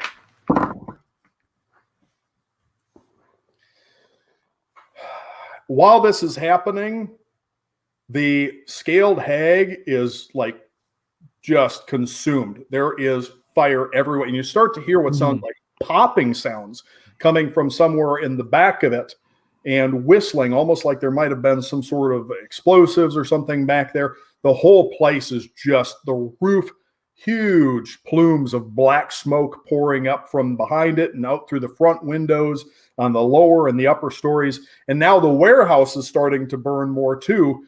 And but you can't see Hugo in there anymore. He seems to have snuck off, but there's still all sorts of stuff you can see inside the warehouse. It's starting to burn, but there are chests. The tapestries and the paintings are starting to get lit up. It's burning relatively quickly. I could blink in and grab something. Oh, that'd be cool. Well, Go grab the cup. The Smaug. Dispatch of these women first. Why don't we do that first? Oh. I got to piss. I'll give you guys a second to strategize. I'll be right back. So what's I'm gonna get a drink. what's the landscape? So these three fat fuckers are. They're off you guys now, and one's on me. All right, I'm 10 feet away from where I was before. The blink spell lasts for 1 minute. So okay, and you can direct yourself, right? Within 10 feet. Yeah. Okay, that's cool. All right, so I don't want to slip on these fucking balls. So I think what I'll do is throw a hammer at one of the ones that are near whoever's hurt. Why don't you go after somebody? Go after the guy. Someone go after. Well, I am probably the best positioned, as it were, health wise and strength wise, to take out the rest of these fat. I'm at 18 hit points right now. All right, so I'll take out whatever's near you. So I either got to heal myself or blink out and else. heal. Yeah. Well, maybe blink out, blink out, heal yourself, and then maybe throw a spell if you can. So I'll go P2. I've got that extra attack. So and then there were 3. I had that extra attack, so I'll use that next time if I don't kill the next one with my first hit. So I think I just killed I think there should be 2 left of the fat ones. Does that sound right, Sarah? Yeah. Because I killed one with shaving off the fucking top of her head with her eyeballs popping the fuck out. So I think that's... Let me ask run D&D. Yep. All right. Yeah, I love it. That's fantastic. All right. So there's two of the fat broads left, right? They're actually... I just killed one, right? You killed one, but there were 4 of them. Oh, okay. I'm going to try to just finish them off while everyone else does what they need to do, because I know everyone's low on hit points. And like I was saying, I'm strength-wise and hit points-wise, I'm best positioned to do so. So... All right. Right now, there's one of them is laying on top of sled, and the other 2 are face down on the ground because they fell because of his bearing. So they're down, they're prone. Okay. So I would get advantage. How far away? They're only What's a few feet away from each of you. They're maybe about 15 feet because they're Okay. trying to get towards Sled. All right. Now, is it initiative wise? Is it Grat's turn? Oh yeah, it's. Okay. Oh wait, this is so weird. I have 19. They went and they fell, and then so it'd be back to Sled, or no, All back to. Actually, no, yeah, Grat. All right. So the closest one I'll make sure I'm looking at as I'm doing this just to make sure I don't slip on any of these balls. So I'm going to, and I guess, do I get advantage of these fat fuckers on the ground? Yes, make a dexterity check real quick just to make sure you're not slipping. And what's my dexterity? And I've got a +2. Okay. 15 + 2, 17. So you're able to, you kind of a little bit wobbly, but you're able to get through Wobble. it because you anticipated it. You knew that he would do something like that. All right, cool. Yeah, he's wily and sneaky like that. All right, so I'm going to longsword the closest fat bitch near me. All right. Make an attack roll with advantage. It's on the ground, and because it's prone on the ground, I think it would also be. I think it's automatically if they're. I can't remember, but I'll just rule for right now. I think if they're on the ground like that, or is it when they're dead? Anyways, we'll make an attack roll. I don't think it's a coup d'état. No. Yeah. I have a 9 + 10, 19. Oh, okay. Actually, yeah, it's so you come up and you put the sword Skewer out. Where do you want to hit? Where are you hitting it? If I can, I will always aim for the chest or the head. Okay. Your sword just goes right in center of the back and slices through right between the vertebrae and the rib, a little bit on the left, so you got it in its heart. And you put it all the way in just to be sure. Yeah, I do. It's like this big around, but you got it because as you're pulling your sword out, there's a little trickle, and then there is a spurt that shoots up probably about 4 or 5 feet back over your shoulders. Nice. And then... You want a damage roll or no? Oh, you already rolled for damage. Oh, that was your attack roll. That was my attack roll, yeah. Oh, sorry, yeah, roll for damage. All right. So Sorry, I get... No, that's all right. You're good. 6, 11, 21. So still same because that was more than damage. So it's down there and it is now gradually transforming, less rat-like, slowly becoming more human. All right, I'm gonna use my surge. And is this one? Do I get the sense this one's dead? This one, yeah. The amount of blood that just sprayed out, after you pulled your sword up, if it's not dead, it's going to be in seconds because it went right through its heart. All right. Those ribs. That's right. Was it second and third rib? It's all right. Fuck you, fat bitch. Now I'll step lively. You make another dex. Just gonna make a couple steps and go to the second one. There's another one that's on the ground, and she's probably just a little ways to your right. All right, I'll make my surge attack with advantage. 13 + 10, 23. I can roll double 13s. Cool. Okay, so that's damage. 17 points.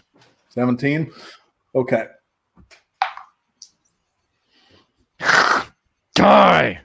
So as you're stabbing, this one starts to slowly roll away. So you go in through the side, and it comes, all the way through, but it's in front of where, the organs would be. So then you just cut out to the front, and there's a big spray of blood and fat as kind of opens up laterally this way. So it's just a nice spray of it all over the ground. All right, so Grat's killed all 3, and there's one left. There's one left. Oh, not dead? Blood is spraying out, but it turns and it looks up at you, and you see these just hate in these beady little eyes, and it pulls back. And this one, it's got the teeth are still broken off of that. Then Silric. Yeah. Oh, no, sorry. Saro is next. I'm the end. Okay, well, let's see. I want to cast. Well, Silric, then Eldamar.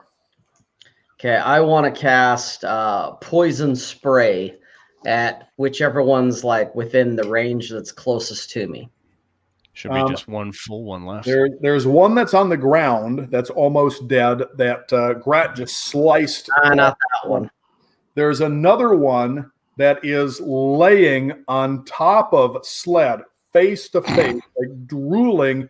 He is covered with bloody wererat drool right now as she's spitting while Love at first sight. You can't make out what she's saying, but she's screaming at him, and all you hear is something about beautiful and legacy.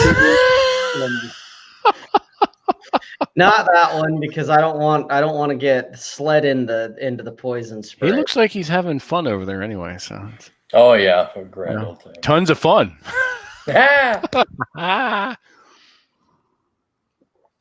Okay, well, if that's the case, I want to pull my dagger out then and kill this one that's dying right kind of in front of me, I guess. Help Grat. Mhm. Kill fat rat woman. Okay, make an attack roll. It's still on the ground, and it's spraying blood everywhere. Grat is standing a few feet away. You get it, and you get 20. Oh, nice. 20? Yep.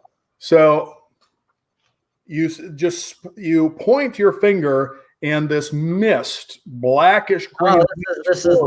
I'm using my dagger on this one. Oh, I thought you were using poison spray. No, this is the dagger. So Sarah walks up over this, just massive wererat that's blood and fat is spraying out of it, and just leans down.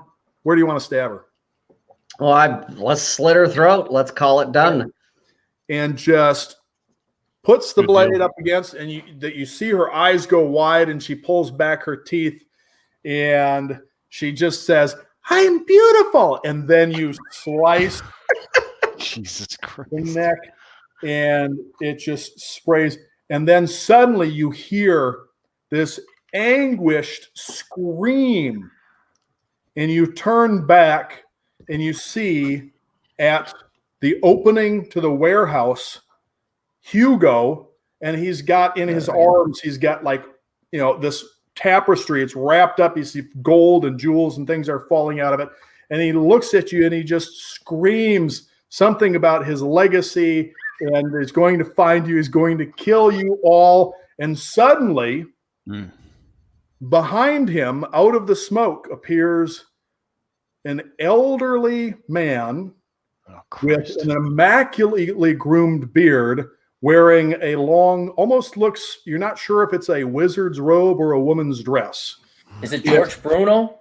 You don't know who he is. But then he says, "We will get you unstuck, Hugo," and puts his hands on his shoulders. And as he starts to rub Hugo's shoulders, it is George Bruno. His period. Suddenly you see this big poof of smoke, and the last thing you hear is, "My legacy! You'll never get my brown eye!" My legacy. Brown eye. And Brunhilde? the whole thing is burning. Yep. So lovely. So lovely. So now, okay, Silric and Aldemar, in that order, you see that Sled is, you can't hear him. You can't hear, because he's, any sound that he could have made would be muffled.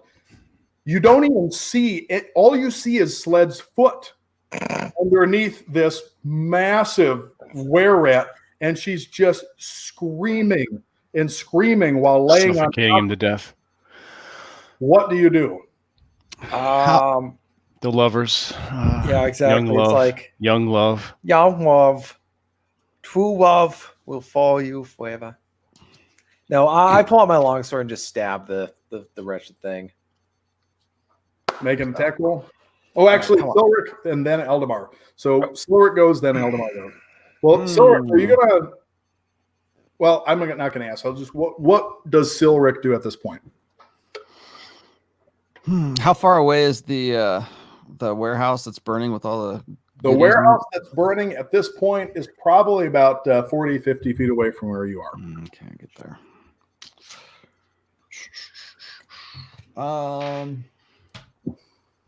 I can blink, but let's see. If there's any way I can help this dude.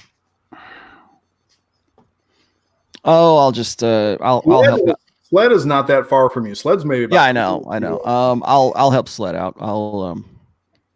I guess I'll just attack. I'll just use the longsword attack on the one that's on Sled. Make a roll. Stab her. All right.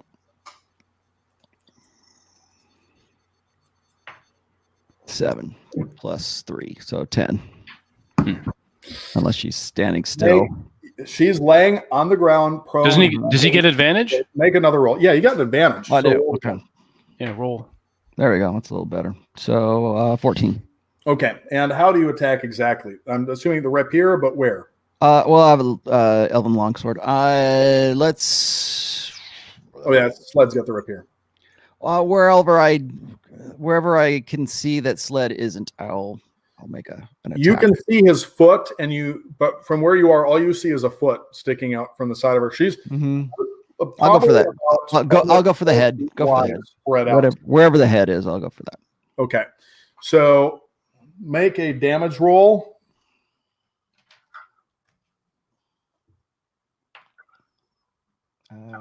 3 points. Ooh. So stab or slice? Stab. Stab.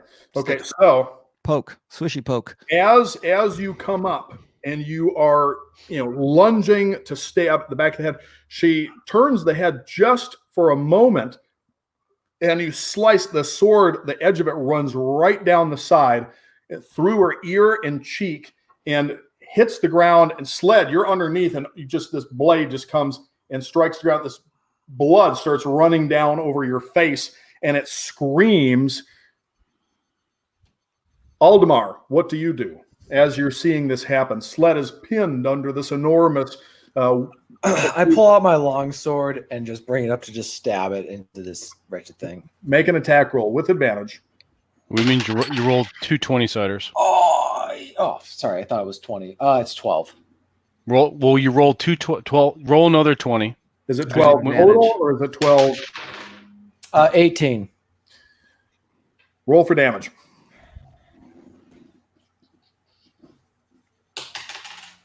Yes, 8. 8. Okay. Plus, do you have what's your bonus for that? Let me bring it up really quick. Oh, hold on, I got it. Longsword plus 5, so 13. So 13. Okay. So you stab down right down into the back of it, but you don't quite get anything vital. You think you might have gotten a lung because you hear it grunt loudly, but then as you pull the sword out, this bubbly pink spray starts coming out through the back of where you had stuck the sword. Now, while this is happening, she lunges in and attempts to bite at your face. You're able to move it out of the way the first time. But the second time you can't. So she gets down and she gets right like on your lip. She's got the third freaking time. 4 points of damage. Welcome to a wererat lip kiss. She's biting into your lip, and you can almost start feeling your lip pulling away from your face. Oof. Don't need to make a Constitution saving throw on this one. You already feel like something's in your blood. But so that's 4 points of damage on that one. Then what do you do? She's got your lip. I pull out my dagger and just shove it up through her Sled. It's Sled on this one. You better save me, Sled. I saved you. I'm going to stab her in the neck. Oh, no, she's biting Sled. Sled's the one that's pinned underneath her. I thought you said she was biting Aldemar. No, she's on top of you. Oh. Yeah, she's on top of Sled. I yell, ouch. Okay. I grab and I try and stab her in the neck. Okay, make a strength check. Today, when Aaron gets frustrated.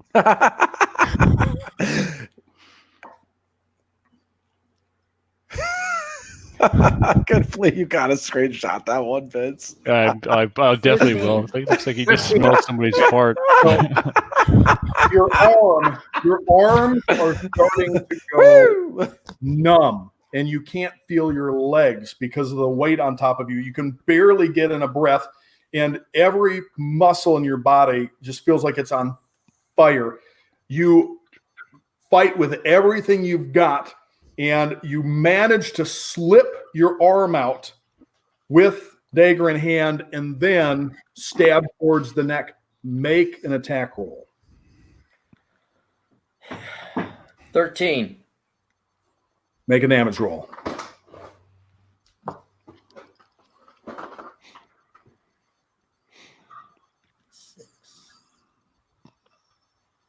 Five points of damage. Okay. So you bring it up and you manage to, as you're bringing it towards her neck, she pulls back, tearing your lip open as she does, and you manage to just slice just across the front of her neck. And now blood it's not spurting, but there's a good amount of blood that is now pouring down over you. And then Grot, you're seeing this. You see his foot, and you just see his foot kind of twitching from where you are and some motion underneath. What do you do? How far away am I? You're only a few feet away. Silric and Aldemar are already standing on both sides, and you see them stabbing as they just did right before this happened. All right. If I have room, what I'm going to do is I'm going to very quickly step in carefully, and with my warhammer, I'm going to try to just golf her fucking head off of her body. So I'll do an Make an attack roll with all right, with advantage. Okay. Advantage. It's on the ground, and There right we go. now, Kind of. saliva and blood and this awful rat breath are all spraying all over the flat. 25. Make a damage roll. Let's see. The warhammer is only 1d8 plus 6. Okay, let me get that 1d8. And your strength bonus. Remember, you got the skull cap of, I think, stone giant strength. Oh, that's right. Well, so it'll be a plus 9. All right. So 13. Okay. So as she's screaming, and now it's more of a gargle and hissing and spraying all over her sled. I'm beautiful. Beautiful. Beautiful. Beautiful this. And a moment later, the head is struck, and Sled, from where he's standing, just sees the neck, the gap in the neck open, and the head just go.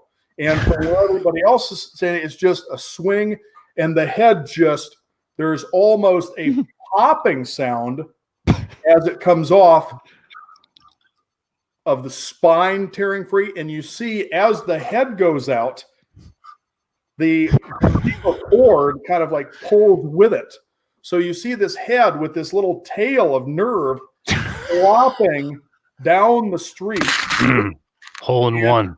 All this blood just comes gushing out over Sled as this head is flopping away. And then the hair starts to fall out of the rest of this body, and it just turns back into full human. But now it's 400 pounds on top of Sled, who is maybe 160, 170 pounds or so. And he's definitely not 5'9".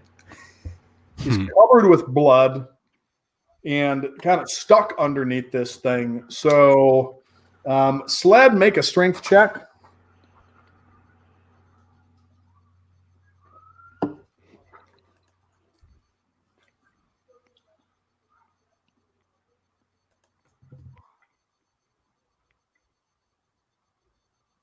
$14. 14. You're able to get your other arm out, but you can't quite shift this thing off of you because it's so wide and just I presume my friends would do this for me. Yeah, we'll help So, you. You guys, everybody else together make a strength check, and we'll see what the total is. Oh boy. Does anybody have a levitate spell? That's what I was just about to ask, but that is out of my wheelhouse, I'm afraid. Natural 20. See, you did it. I knew you 10. could do it, little guy. No, little guy. That's your nickname is little guy. Little Little guy. buddy. Little buddy. I got a 10, a natural 10.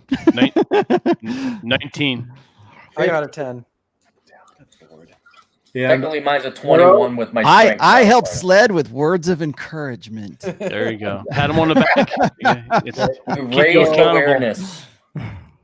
It takes you guys Come on, you can do it. 10 minutes, but rocking back and forth, 10 minutes. back and forth. Eventually, you're able to roll her up just enough that Sled is able to pull out about halfway. Get out. Hold out, Sled. Over the next couple minutes, you're able to gradually pull and get him completely out from underneath. It keeps getting harder because there's so much blood on top of all the sweat on top of this thing. So after you're able to get pulled out, now I look at him when he comes out and I say, "You look like you're going to need another bath." Your It clothes sounds like he just got off of Spirit Airlines. are drenched with its sweat, and you reek of this sour cheese and body odor on top of the metallic tang of blood. And right now, So Sled slightly worse than normal. and Sorrow and Silric are all starting to feel just a little queasy and starting to crave definitely. cheese. Uh-oh. All right, time to You heal will that hill. become a rat. Uh-oh. Wait. Time to wait. cure disease. Hold on. Yes, we're going to definitely need one of those. That's all. Am I poisoned or cursed? You're probably poisoned. Well, let's think what that is. It is a curse, isn't it? I can remove curse. Or I can Cursed Cursed. with wererat lycanthropy. Remove curse. Yeah, well, I can do you one at a time. There you go. I'll take my healing potion while we all. Worst of all of that. But I don't know that a healing potion is just gonna I don't know if that will take away the curse. No, I'll that'll put just my heal lip the back point. on. Pull it out Reattach your fucking lip. by all means. Well, no, wait, maybe not. This way we don't have to listen to you complain about it. So leave the lip off until the curse is. I'll give you no lip. That's right. Don't give me a lip, you son of a bitch. You notice that a crowd is kind of gathered around and they're watching this. And suddenly you start to see money exchanging hands and some people clapping others on the back and other people exclaiming angrily. And one guy walks up to Grot and he slips you a couple of gold pieces and he says, "You just made me a wealthy man." I'm glad I could help out. I'll take the Drinks gold. are all on us. Well, we have to fix a lip and some curses. All right, I'm gonna do okay, you know what? This is actually a better spell. I'm gonna do lesser restoration on Sled. Sled got a fat lip. So I touch you. Whoa. Whoa, hang on now. In the swimsuit area? I can either end one disease or condition afflicting it. The condition can be blinded, deafened, cursed, paralyzed, or poisoned. So Good touch or bad touch? Show us on the doll where it is. because I know you're screwed. I'll do myself later once I only have one of these prepped. So 2 people come out of the crowd and bow before Silric and say, "Master, yes, may we be of service. Yes. Healing to your The healing of my compatriots here, and let's see.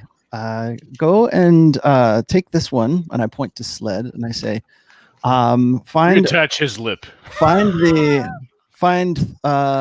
3 comely wenches and have him bathed properly. They look around nervously and then they say, "With sincerest apologies." Humans will do. I think he's into humans. So. With sincerest apologies, Master Silric, there's nothing better than a 7 in this city. Okay, there we are. Okay. Nothing better than a 7 in the city. Well, that'll be one step above what he's used to. Yeah, go ahead. 7. So they hurry off into the crowd, and you hear them And calling. just warm, clean water will do then. So, and a couple of guards come by, and a couple of them look angry, and they start to look at each other and mumble. And then one of them, notice, comes up and they kind of pats him on the shoulder and scolds him, and then comes over to you and says, now, it was clear from what I saw that this was not your fault. They attacked Egregious you, attack. and you defended yourselves, but also the contents of that warehouse are going to need to be confiscated for official investigation into the matter. You want a No, fat they're lip? not. No, they're not. Well, after we investigate first, and then you have after. We helped you out here, and I got news for you, buddy. Did you Two kill? of your guards run away from a group of halflings we just obliterated. We took care of your rat We are problem. going to take care of this problem. He looks and you are around. going to make sure that nothing bad happens. And he leans in and he says, "Did you kill Hugo?" No, we didn't. And you're going to help us. Fuck. Fuck. He got away with an old guy. Some old man took him. Oh shit! The grandfather. I guess he. Yeah, Sure. we'll find. But Was the, we took care of your rat problem. Strange wizard type. Yes. Very strange. Did he stir his coffee with chopsticks? Yes, didn't the notice any vortex coffee. method. He just disappeared. It was a cloud of smoke, and he disappeared with Very effeminate stirring. with Hugo. So, well, we will find them, but We're in a world of shit. Oh no. Oh crap. Where do we find the wizard? Well, there's some in Oz. crap. Well, We can't have them come back here again. They kind of travel around. what does that mean? Well, Hugo ran the Thieves Guild here in Horsehead Port. Hugo and the grandfather and the ogre and a few of the others all work for the same bandit. And he's got a camp. He's out in the woods, probably about a week or so travel. Took over an old ruins of a fortress out there. He calls himself the captain. Just appointed himself. Nobody really said anything. And I hate dicks like those. Happened. they all just kind Captain of Capitalism? No, he just he's the captain. And crap.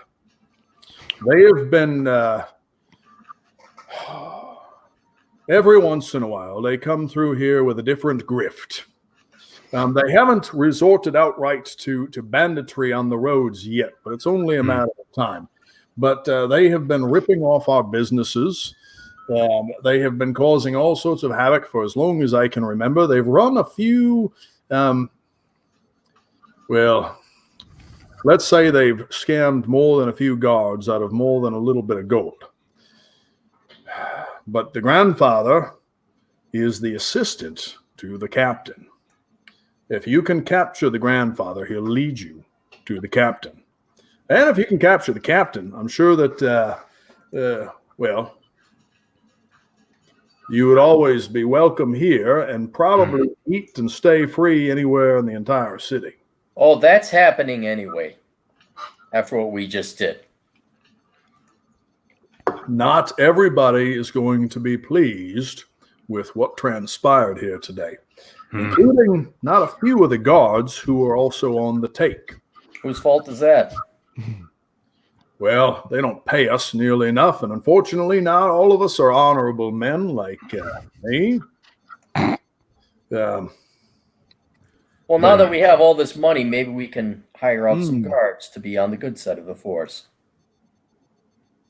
I'm just kidding. We're not giving you a shit. It's all ours. Well, see, I'm a funny guy. I'm a funny guy, man. Tell you what, we've got a wagon that we use to haul off the bodies after we do our rounds. Burn them. I'll let you borrow the body wagon to haul off your take here, if you don't mind a couple of us going through and taking whatever you might not be interested in carrying, assuming that they're able to put out the fire before all the valuables are, all the consumables are burnt. That's all of you guys I got to get going here, though, guys. So I'll let you guys do the math, even though I'd love looting. Yeah, we're gonna need to. I got to bug out too right now. Yeah, we can wrap it up now. I'll see you guys. All right. We'll figure out. How about we pick up next time with you? Right now, while this is happening, in closing, the other guards and some of the people are busy, trying to hose down, this thing. But there's also some people that are already running in and out of the fire, taking some stuff. So next time we'll pick up with the fire being extinguished and everybody investigating what is left of the Hugo and his fraternity of thieves warehouse. All right, excellent. All right, everyone, thanks for watching. It was a fun, fantastic game, and we'll see you next time. Later. Easy, everybody. All right.